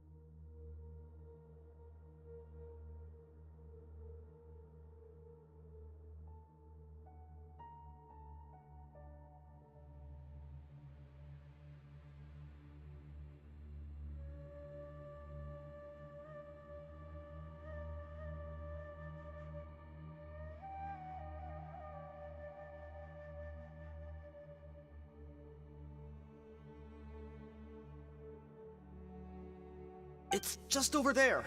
Go see it for yourself if it means that much to you. There's nothing left in there but ashes.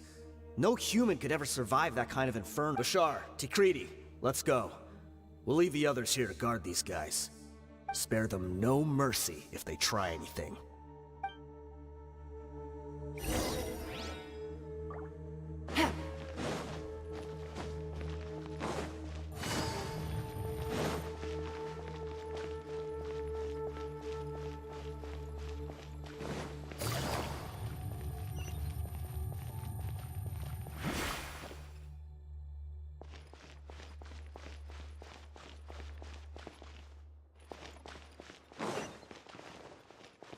Take it easy.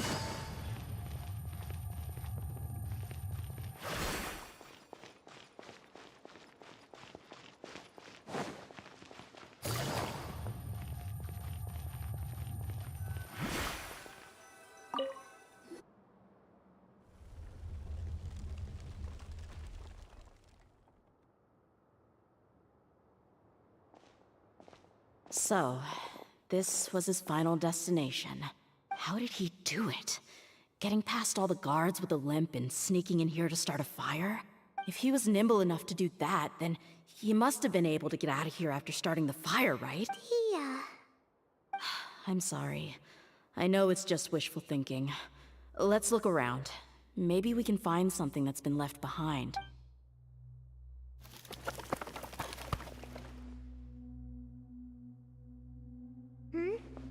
Is this a cane?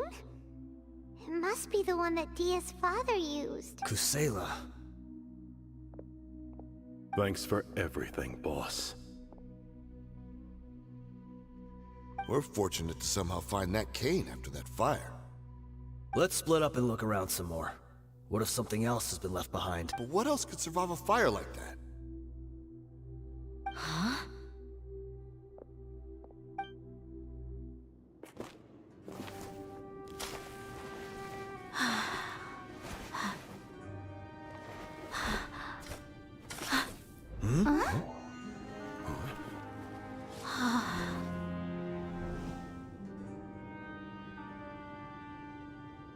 Thought so. Wait! Isn't that the toy sword you played with as a child?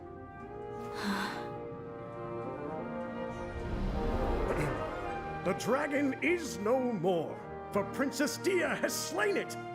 Its head now hangs above the city gates. Her bravery has brought eternal peace and prosperity to us all. Dehya, come on. This is the most important line. You can do it. But Dehya, you defeated the dragon. Everyone's waiting for your speech. Still too shy, huh? All right, I'll do it. I hereby proclaim our victory. Evil shall plague us no more.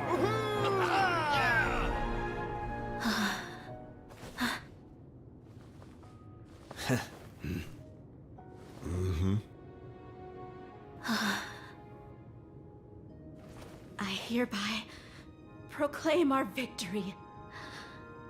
Evil shall plague us no more, Dad.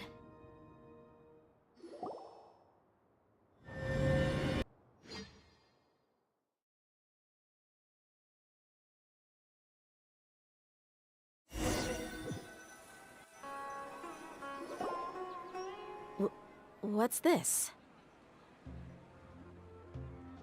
Don't you remember? You asked Paimon what she would do if she were to wake up tomorrow with loads of money.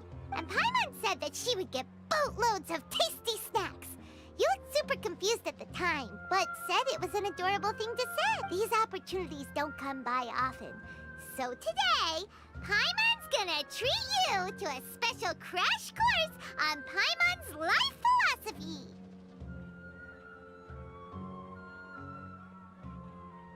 Hey, come on! Paimon's not that stingy.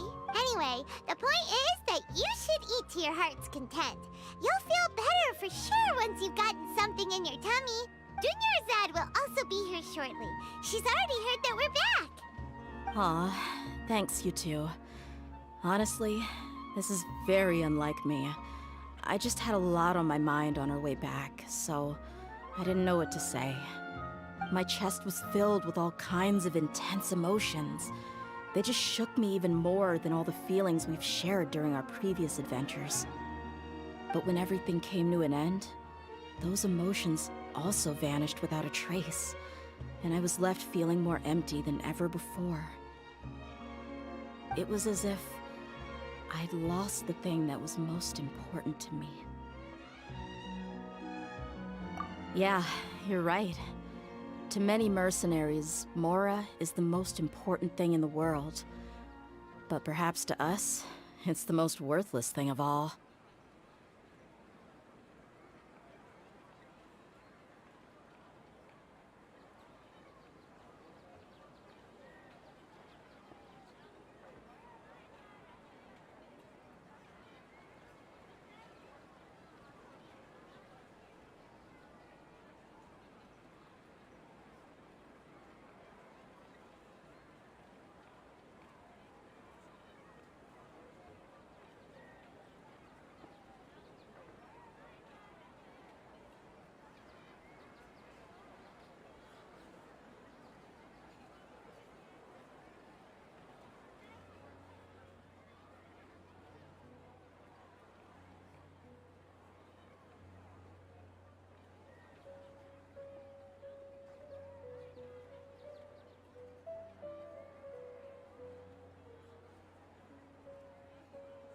Idrisi and the others all used to say that they would quit if there was no Mora to be had. But when it came to avenging my father, there was no Mora to be made anywhere. My reality shattered when I found out that the father who always told me hero stories was in fact a bad guy. But look at me now. Am I any different? Despite all my promises about never forgiving him and never trying to understand him, I still went to such lengths to find out the truth, and nearly even shed tears for his sake. We're hypocrites, all of us. Yeah, you're right. It's just a pity that we often only recognize our true feelings after it's already too late. You're back! Are all of you alright? Ah, there she is! Yeah. Many people from the Corps of 30 came over, and I just wrapped up everything with my dad. All I can do now is wait for their verdict. Huh? Dehya, you're looking quite down again. Paimon will explain. A lot happened while we were gone. I'm sorry. I really should have controlled my emotions better. I just... It's all right, my lady. You were hurt by all of this as well. Truth be told, I'm starting to feel a little guilty watching you cry like this. But Dehya, your pain must be even worse. You shouldn't need to comfort me. Hey, don't worry about me. If anything, this whole thing has finally shown me the difference between illusion and reality. My father probably thought that people could settle into new lives as long as they moved to a new environment. That thought has even crossed my mind a few times. It's like saying, what's wrong with adapting to a new life? However, there was always something deep within my mind that refused to accept it. This impulse brought me great turmoil, and even made me feel ashamed for turning my back on your father's kindness. But now that I consider it again, it all makes sense. The desert sands are a part of who I am, and I will never be able to lead a peaceful existence. I understand how you feel. That doesn't mean I won't be making any changes to my life, though. As an example, I'm now thinking about taking on some small odd jobs. It's just like Idrisi said. I also want to catch up to my father and become a character in his play. Even if the ending of the story may be childish and ridiculous, it won't really matter. Isn't that neat, though? Oh, you'll be a whole new kind of mercenary, one that's not out for Mora. Why don't we go for a change of scenery once we finish eating? What about stopping by the Grand Bazaar again? Right. You said you wanted to get a rug for your family. We'll come along too. I can't thank you enough for taking care of me this entire time.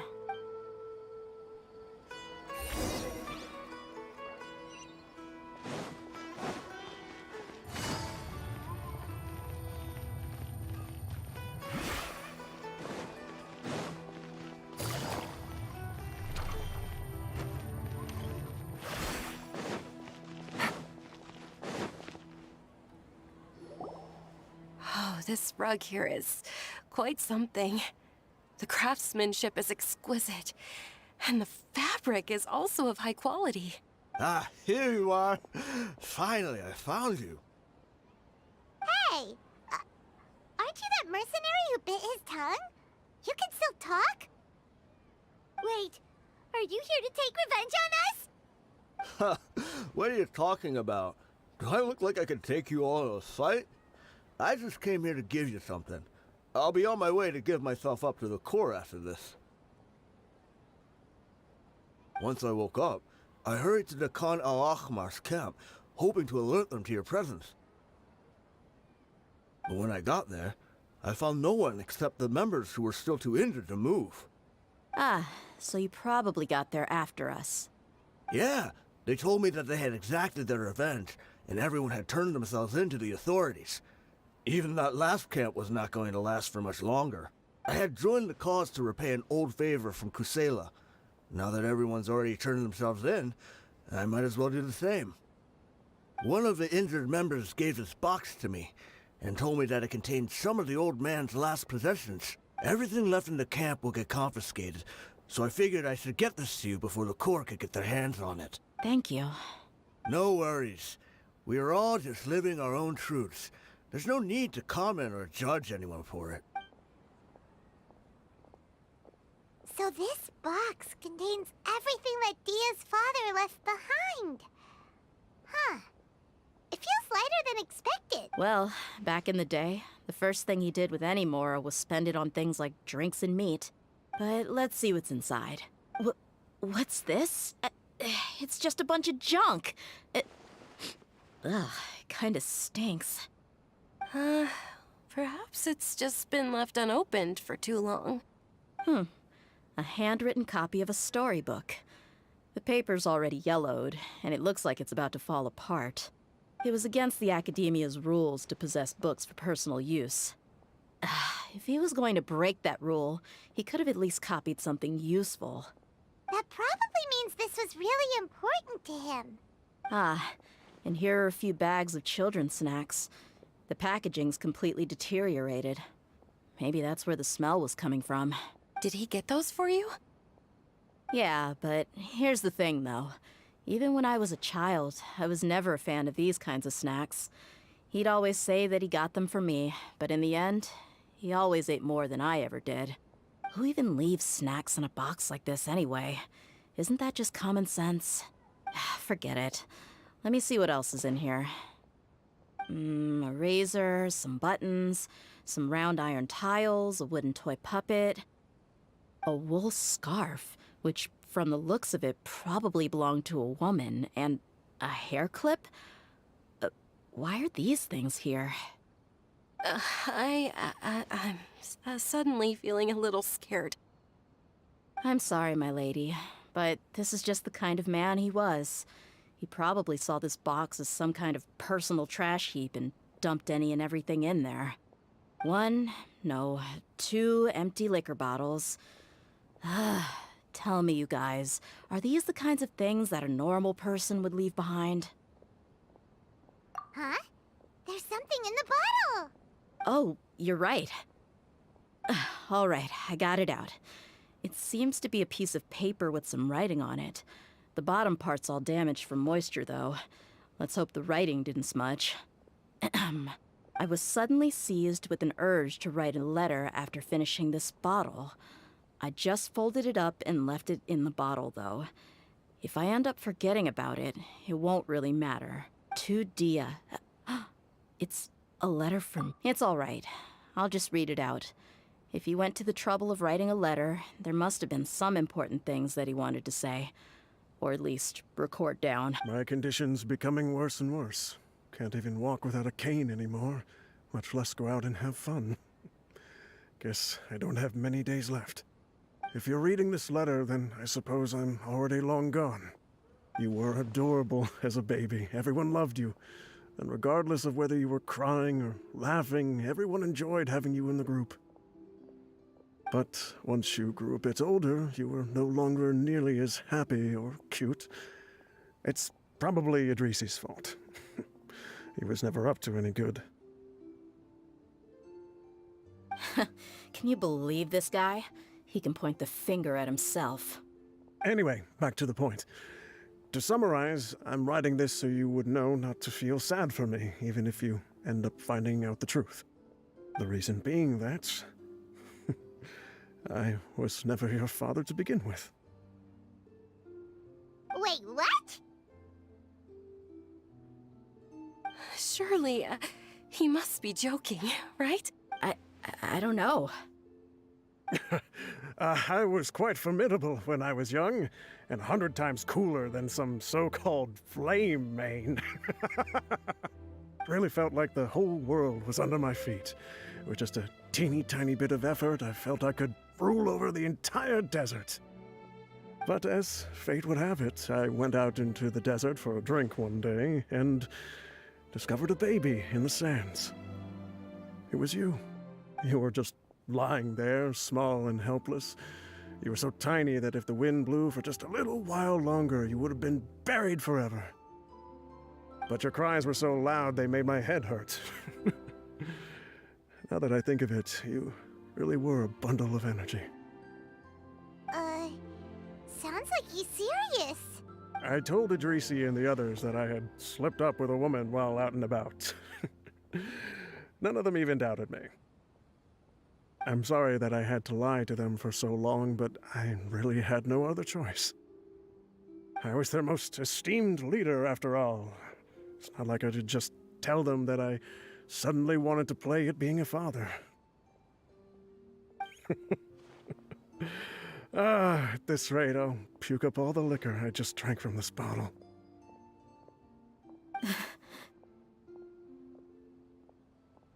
Anyway, Dehya, you possess the kind of freedom and kindness that we could only dream of. As far as how you should live your life, that'll be up to you to decide.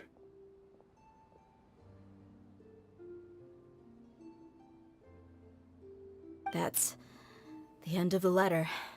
In the end, he was still thinking of me as a little child. I suppose, or I would have suffocated under the sand a long time ago. He was a good father to you. The fact that he wasn't a blood relative doesn't change that. Yeah. It's just a pity that we had to learn the truth of everything like this. Do you already have some ideas about the decision that he wanted you to make? I do. If he first found me alone in the sands, then I want to try my hand at finding the person who abandoned me. I just have one wish. To tell them a story. That there once existed a childish and foolish jerk with a heart of gold. And that only under his care was I able to grow and mature into the person I am today. If you end up finding any leads, can you share them with us? We go on adventures all the time. Maybe we'll be able to find some information for you. Sure, I appreciate it. I wasn't expecting you to be so enthusiastic.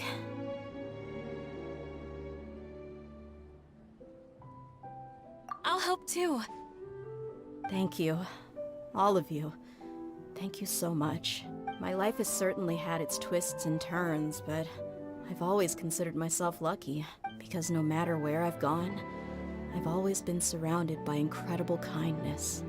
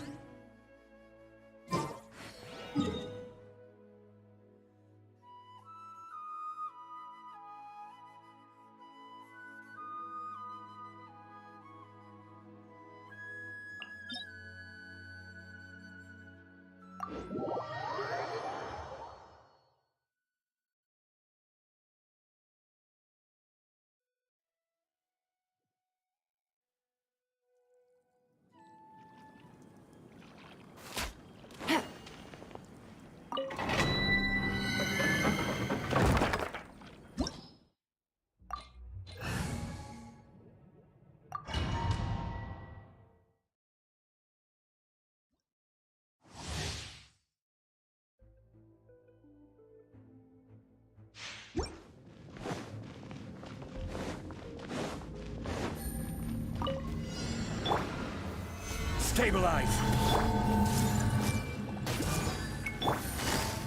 Gotcha. Quietly now. Game's up. Fun so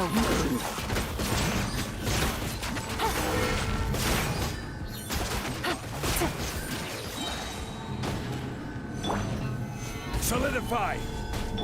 I see everything. Make yourselves at home. I will have order.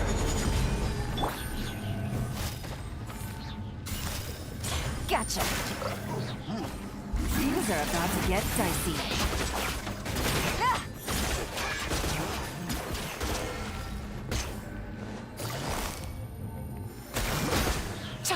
Quietly now. Take it easy.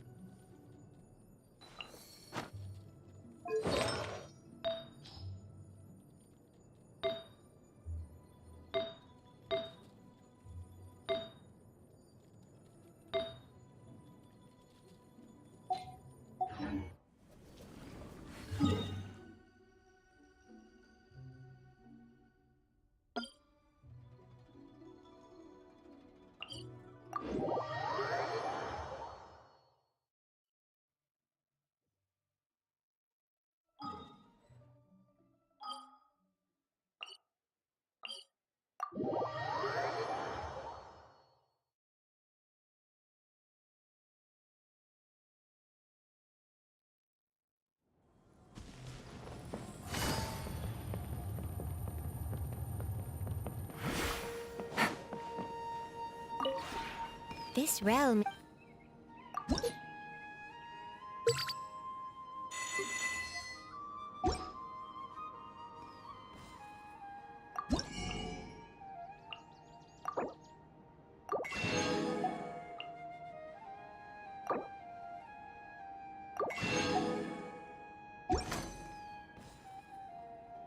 If you ever have it...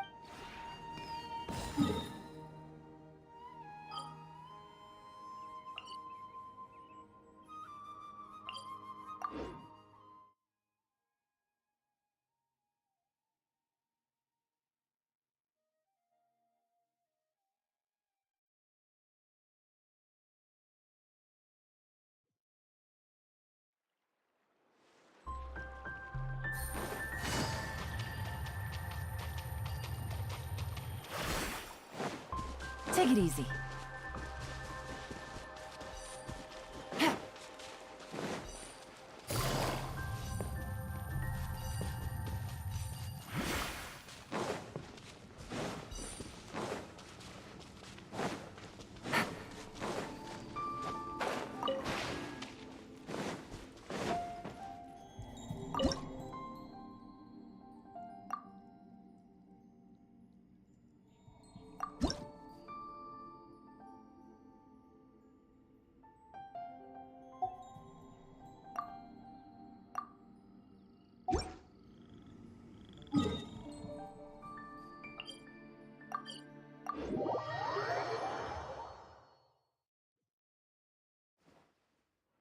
Take it easy.